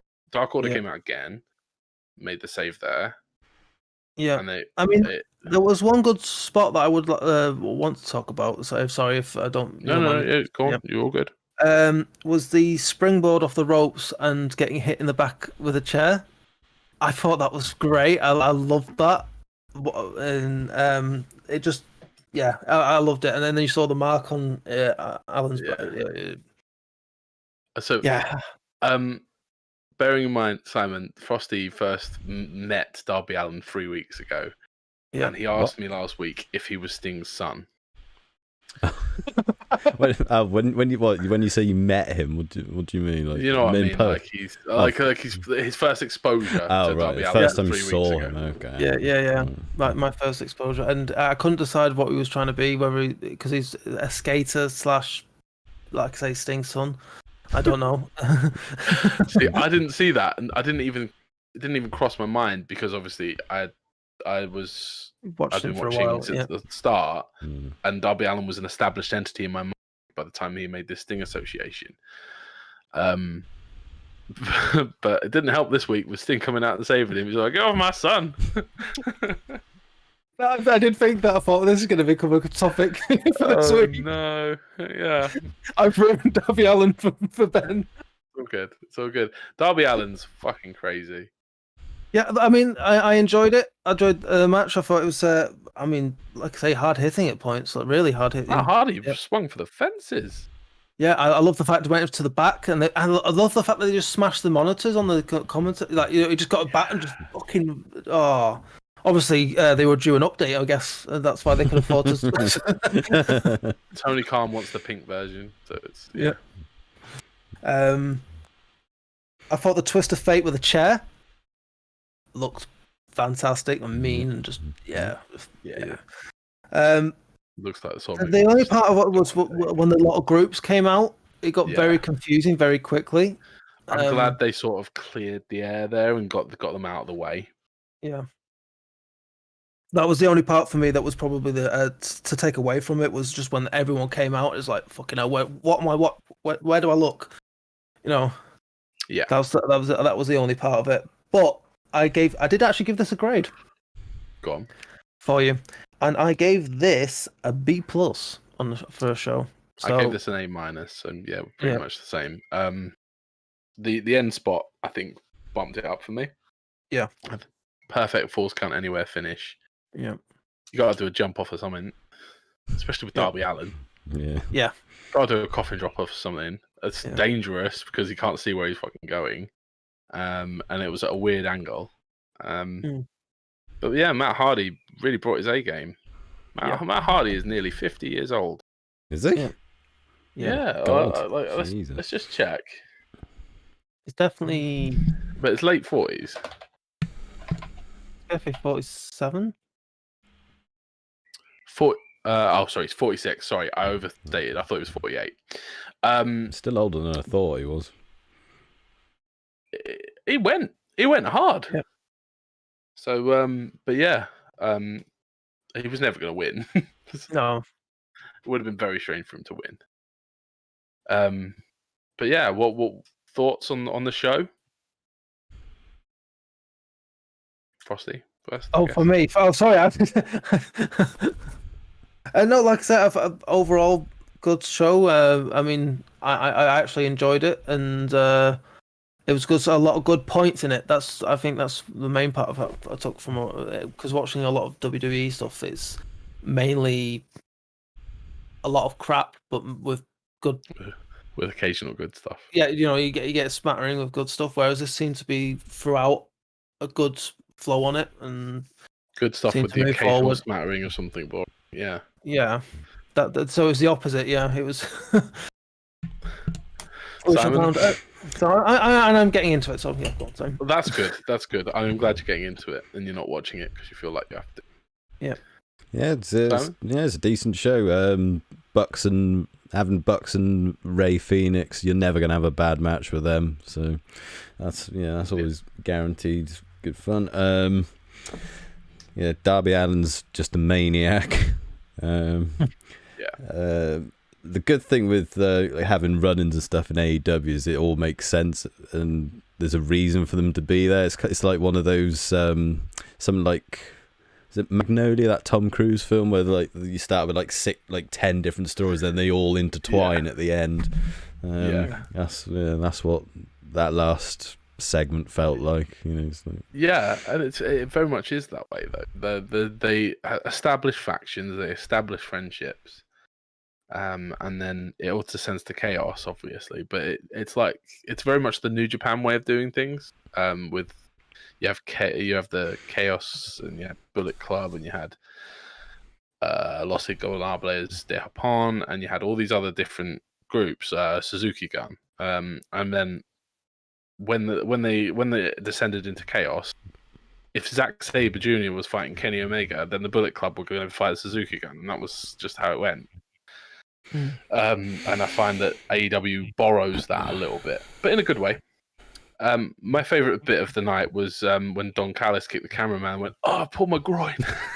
I missed that bit.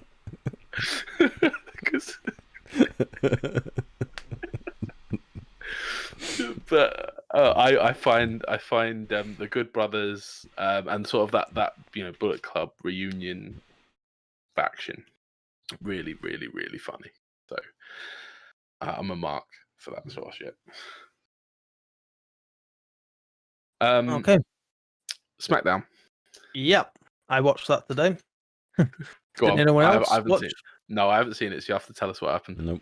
Oh, right, okay. So, by the way, notes are not detailed, but yeah, we got a new commentator on SmackDown. We've got Pat McAfee. He is now our SmackDown commentator. All right, okay. Yep, and do you know what? Actually, he did a really good job. He did a fantastic job. But the only bad point was he had Michael Cole next to him. I mean, I would rather him replace Michael Cole, but here we got to do what we got to do. But no, he really did come across as being brilliant. So Pat McAfee was on. He was on something else, wasn't he? He's announced something he was on else. NXT. Oh, NXT. He was on NXT, and he did really well. Like he was part of a faction. He's feuding with Adam Cole for a while. Yeah, with Pete Dunne and that. That was it. That's what I'm thinking of. Yeah. Okay. Yeah, but then they suddenly pulled him off TV for some reason. I don't know. There was never explained why he was pulled off TV. And everyone was going, "Are you crazy?" He's one of the best heels that NXT had at the time. Like, it was nuts. But like I say, he's a welcome addition to SmackDown commentary team because he actually, because he's always commentating on sports and stuff like that. So he's actually brought that across, and it really did come off as well. I don't know if they took him off NXT. I think it was more that they built to a War Games match, so that was the end of the feud. Yeah, that was the impression I got. Yeah. And he was just done after that. Yeah, I think so. But he was the mouthpiece for the group. Like he was their mouthpiece. So it was weird to suddenly just lose him. Lose him. If you weren't going to continue with him, why would you have him as that in that situation? But anyway, Roman Reigns comes out, does a great promo. I know Roman Reigns. He does. There was a line about what was it now? I've got to remember the line now. I should have wrote this down, but he was just basically telling Paul Heyman, "Look, no one's going to come at me, so fuel up the jet. We're going out." It was just a really cool line coming from him. It was sort of reminded me of like a Ric Flair type thing. Like it was douchey. I'm rich. Let's just get out of here. Heel thing. It was really. I loved it. Then Cesaro comes out and faces off against Rob, and do you know what? It felt big because he just stood next to him, and that I didn't realize Cesaro was so tall. Yeah, because I Roman's a tall dude. Yeah, Roman's 6'4", 6'5". Yeah, something like that. But Cesaro, I think, is about an inch taller than him or more. Yeah, so it was a really big guy. Yeah, and like I say, the intense stare and stuff. And anyway, so Cesaro goes to grab the mic to do a promo. Roman just throws down the mic and walks off. He just leaves the arena. just doesn't give a damn. Then we opened with a match of Otis versus Rey Mysterio. Otis looks a lot better now. Now he's lost that stupid worm and gimmicky, carrying around a lunchbox and whatever he was doing. He looks a bit more. He's more aggressive, more intense with his moves and stuff like that. Just a typical match, and obviously Rey Mysterio being in the match made him look great because obviously Rey gets thrown around like a rag doll. So it's Rey can sell. Yeah. Rey won by using Otis's weight against him. So brought him. So he sort of brought him back, and so obviously he's top heavy. So he went. Yeah, it worked anyway. The way it was presented, it worked. And I thought it was a good pin. It gave Rey a good a way of winning without actually because he obviously couldn't beat him up. So it was Then I love Paul Heyman. Man could sell sand to an Arab. Like, yeah, he probably could. Yeah. Sorry if that's going to get us done for anything, but yeah. Oh, man. I'm editing that out. Go on, carry on. I think it's a legit. Phrase. Yeah, it's all right. I'm joking. But yeah, because he built it up because Cesaro demanded a match against Roman that night because obviously, being disrespectful of him just walking off. And so Paul Heyman's going, okay, we'll give him what he wants. He'll be in the main event versus main event Jey Uso. That's a proper just like. And so, but the way he sold it was just brilliant and built it up to that point. Like it made it really sound like he was going to put him in a match with Roman, and it just swerved it. Yeah, right at the end. Jey Uso's fucking good, man. Yeah. Then we had Sami Zayn coming out talking more conspiracy theories. Is the other Uso twin injured or something? Yes, he is. Okay. He is injured at the moment. Everyone was expecting him, I think, back for maybe WrestleMania to get involved in somehow, but no, he's still injured. He's got a complex knee injury. Yeah, he's been out a while, hasn't he? Yeah. I think, yeah. Then we had Sami versus Owens again, so we had a WrestleMania rematch. And again, it was when they do that. It was a great match again. Typical, Owens and Sami match again. So, but this time Owens wins via a countout, and then drags Sami back into the ring and gives him a stunner. So there was that. Why? Why do it? Yeah, sounds like they could have done that on WrestleMania. I get. I had no problem with the finish at I thought they would save that for WrestleMania Backlash, which is what they call in the next pay-per-view. Yeah. Save the match. Find some sort of other way of them interacting. Yeah. Well, how about just having them fight around the arena without having a match? You know what? Like, just having them come out beating each other up and just building up. And how do you stop these guys from? Yeah, so that type of thing. Exactly. Do the old dangle from WCW and have Kevin get Sami sectioned for a couple of weeks or something. That'd be an 83-week style. That's good. I'd like that.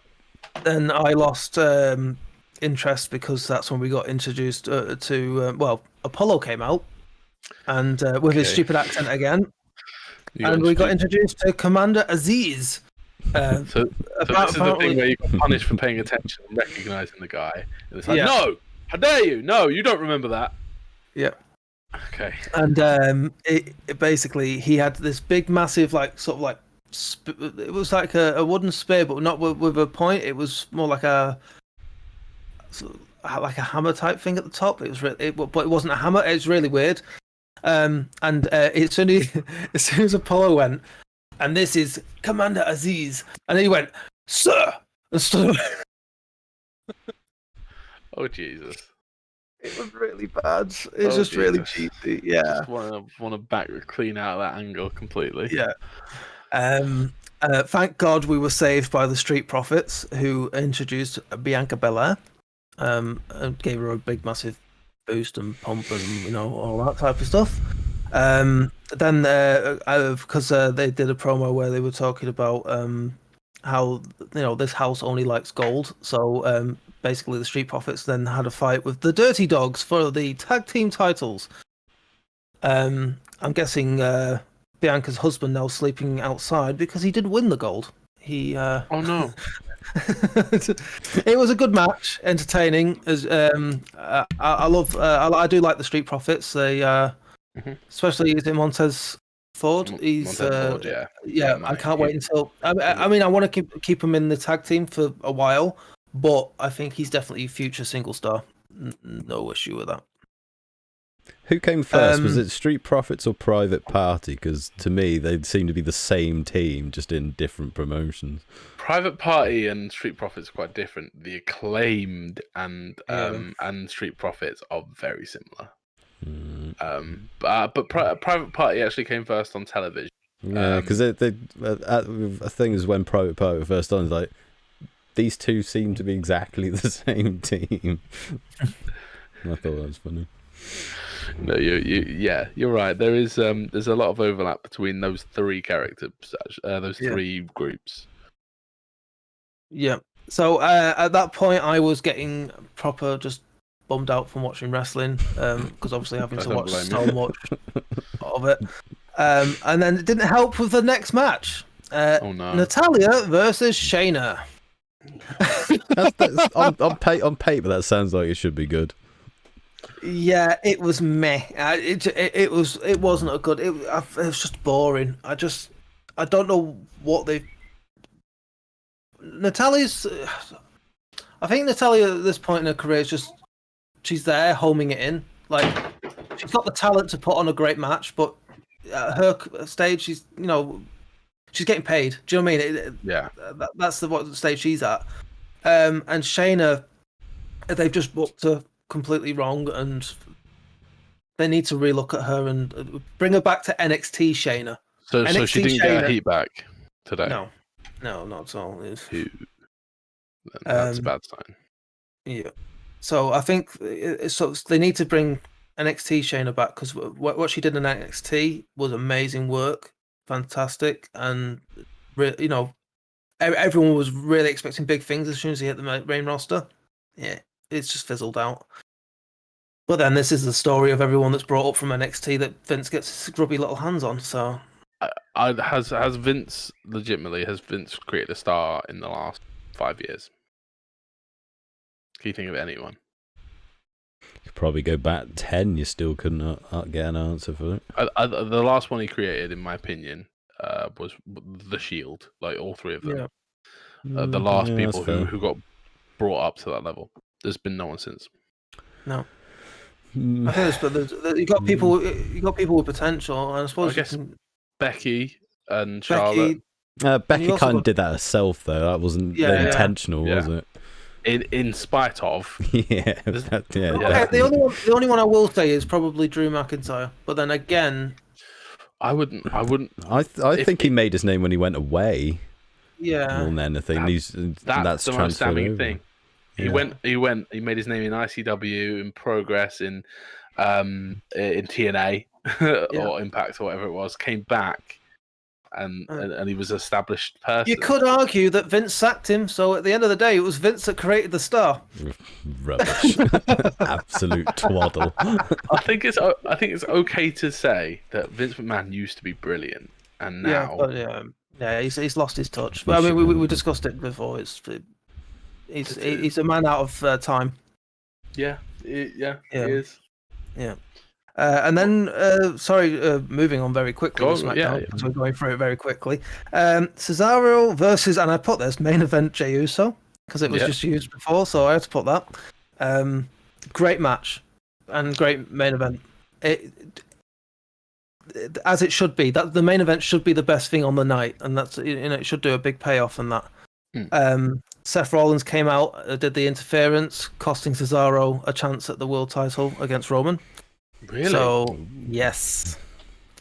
So I think now Cesaro and Seth Rollins will continue down the road. And I think it builds for the WrestleMania Backlash pay-per-view. What?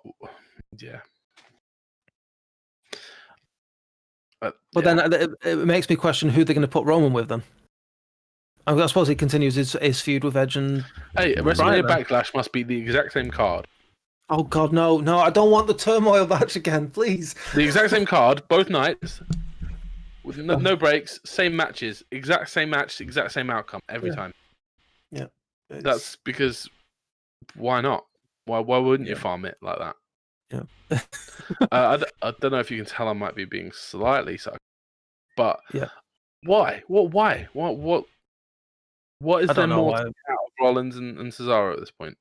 No, that's why I was really excited at the beginning of SmackDown when he came out and faced off against Roman. Yeah. I thought, here we go. This is the moment we've been waiting for. Cesaro's big fucking chance to get into the main event and actually fight for a world title properly. And fuck. It's possible that Roman will be a part of this three-way conversation, which would be great, I guess. But but then I don't think he's got. Well, he won in a dominating fashion at WrestleMania, so I suppose he could be done with Edge and Bryan because he beat. Yeah, that's true. Yeah. So maybe he's in the mix and that, and he'll get involved with Cesaro then and Rollins, because I suppose it gives Rollins a chance to get back into the main event again. Because let's face it, he's not. His like Messiah gimmick. Praise me. Right. Okay, well, overall C+ on the show. C+. Okay, pretty shit then. Yeah. Yeah, fair enough. The main event sounds intriguing. Yeah, the main event saved that grade big time. So overall, the week of wrestling, WrestleMania was okay. Raw was awful. Yeah. NXT was awful. AW was pretty damn good. Yeah. SmackDown was just barely average. Yeah. I think the problem was that. But I remember the problem is what I was going to say was everyone's come down because it's from WrestleMania, so it's like it was the come down. But then I remember the Monday, the Raw after WrestleMania always being like always was a good thing, and it hasn't been for was better than Mania. Yeah. You had big returns come in and stuff Shane like that. McMahon showing up, new debuts. That's what I mean. So the Raw afterwards would always be fantastic, but I felt the last couple of years though they've just been homing it in, like it's more. And then you had what was it, Dark Wednesday when everyone got released as well, so that's probably brought everyone down as well. What's your incentive to if you could possibly get released? Why you're gonna home in a match? Yeah. You're completely spot on. But what I want to do next week, because we haven't got a pay-per-view to review or preview, is we're going to set a homework match. All right, okay. Simon, if you want to join us on this for next week, I'm not sure if you're free, but I want to set a homework match that we can vote on now, right? But I want to pick one that Frosty definitely hasn't seen before. All right. And then he can set one for us another time. I want to set Omega Okada from Wrestle Kingdom in 2016. Yeah. It's later than that, wasn't it? No, I'm pretty sure it was 2016. Wrestle Kingdom 7, I think. Omega Okada. Yeah, it might have been Wrestle Kingdom 9. That was when Kenny was still in the junior division, wasn't it? That was Kingdom 10. Sorry. 10. Wrestle Kingdom 10. 1 second. And I'll get you the exact one. Yeah, because Kenny won the G1 2018, so it'd been Wrestle Kingdom in the January. Yeah. I was in Japan in 2018. Definitely wasn't 2018. Because 2018, it was 2017 then. 2018 was Kenny Jericho, wasn't it? Yeah. Does that set up all out? You say Wrestle Kingdom, is it? Yeah, Wrestle Kingdom. I think it was Wrestle Kingdom 11, actually. I'm trying to find the exact one I want. Yeah, 2017. That's the one. Right, yeah. Kenny Omega, the first of the series of Kenny Omega versus Okada. Which, the first time that the rating system, the Meltzer rated system was broken. No, it wasn't actually. There was it was a 6-star match in like 1994 or something. Okay, fair point. But that was the only time before then. So, yeah. We're talking about Dave Meltzer. Yeah.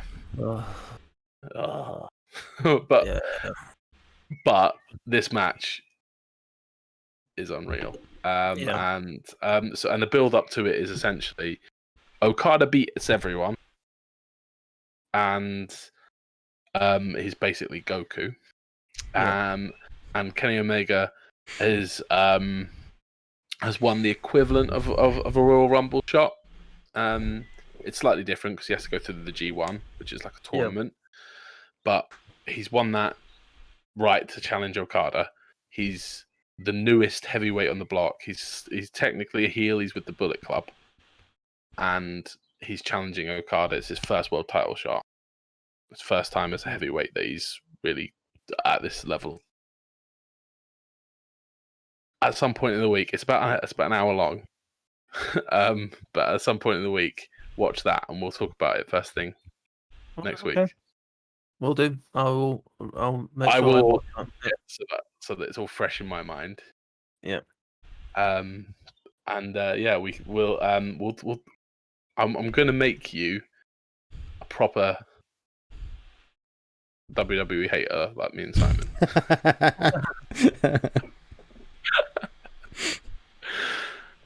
And then you can do the opposite to us. You can do a relatively recent WWE match and set me a like a WWE match that I have to watch that you think I won't have seen. That's very difficult because I don't watch all WWE, so you can do the. Yeah, but I imagine that if something comes up in like, because you must go on like the dirt sheets and stuff, and if everyone's saying, "Oh, this match is amazing," you must go and watch it. So it's going to be very hard to find a match that you haven't watched. Usually, I'll give you, but I'm sure even if I have seen it, watch it again. I'll happily do an in-depth review of it. Mm-hmm. Cool. Okay, that's it for this episode, I'd say. Unless anybody has any closing comments. No, I'm all good. I think we pretty much covered everything in week's wrestling. Yeah, there's a lot of wrestling this week. We went slightly over, but we hopefully will be on a slightly tighter schedule without 18 hours of Wrestlemania to cover. Yeah, thank you, Simon, for joining us. Thanks for the invite. No worries. Check us all out. I'll do a shout out in my chat for the other two. You guys could do it for me too. You know. Yeah, no worries. I will do that now. Yeah. That's a point. I've got my shout outs now show clips of people's streams. Yeah, that's cool. So yeah, you have to show me how to do that. I'll send you the link. Yeah, it's really easy to set up. For anybody who's been here for the second half, wants to watch the first half, this will be up on YouTube. Thanks everybody. I'll speak to you soon. See ya. Bye.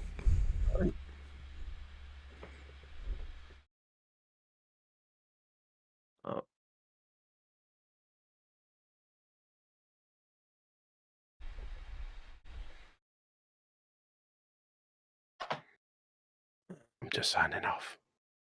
Yep.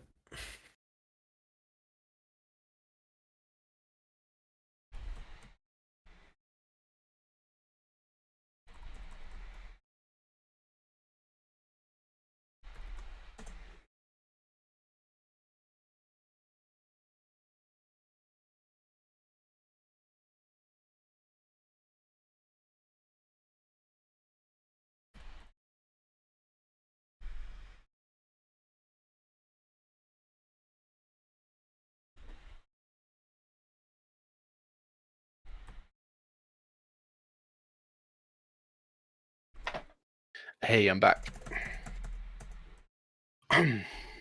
You there, Simon? Yep. Enjoy that. Just a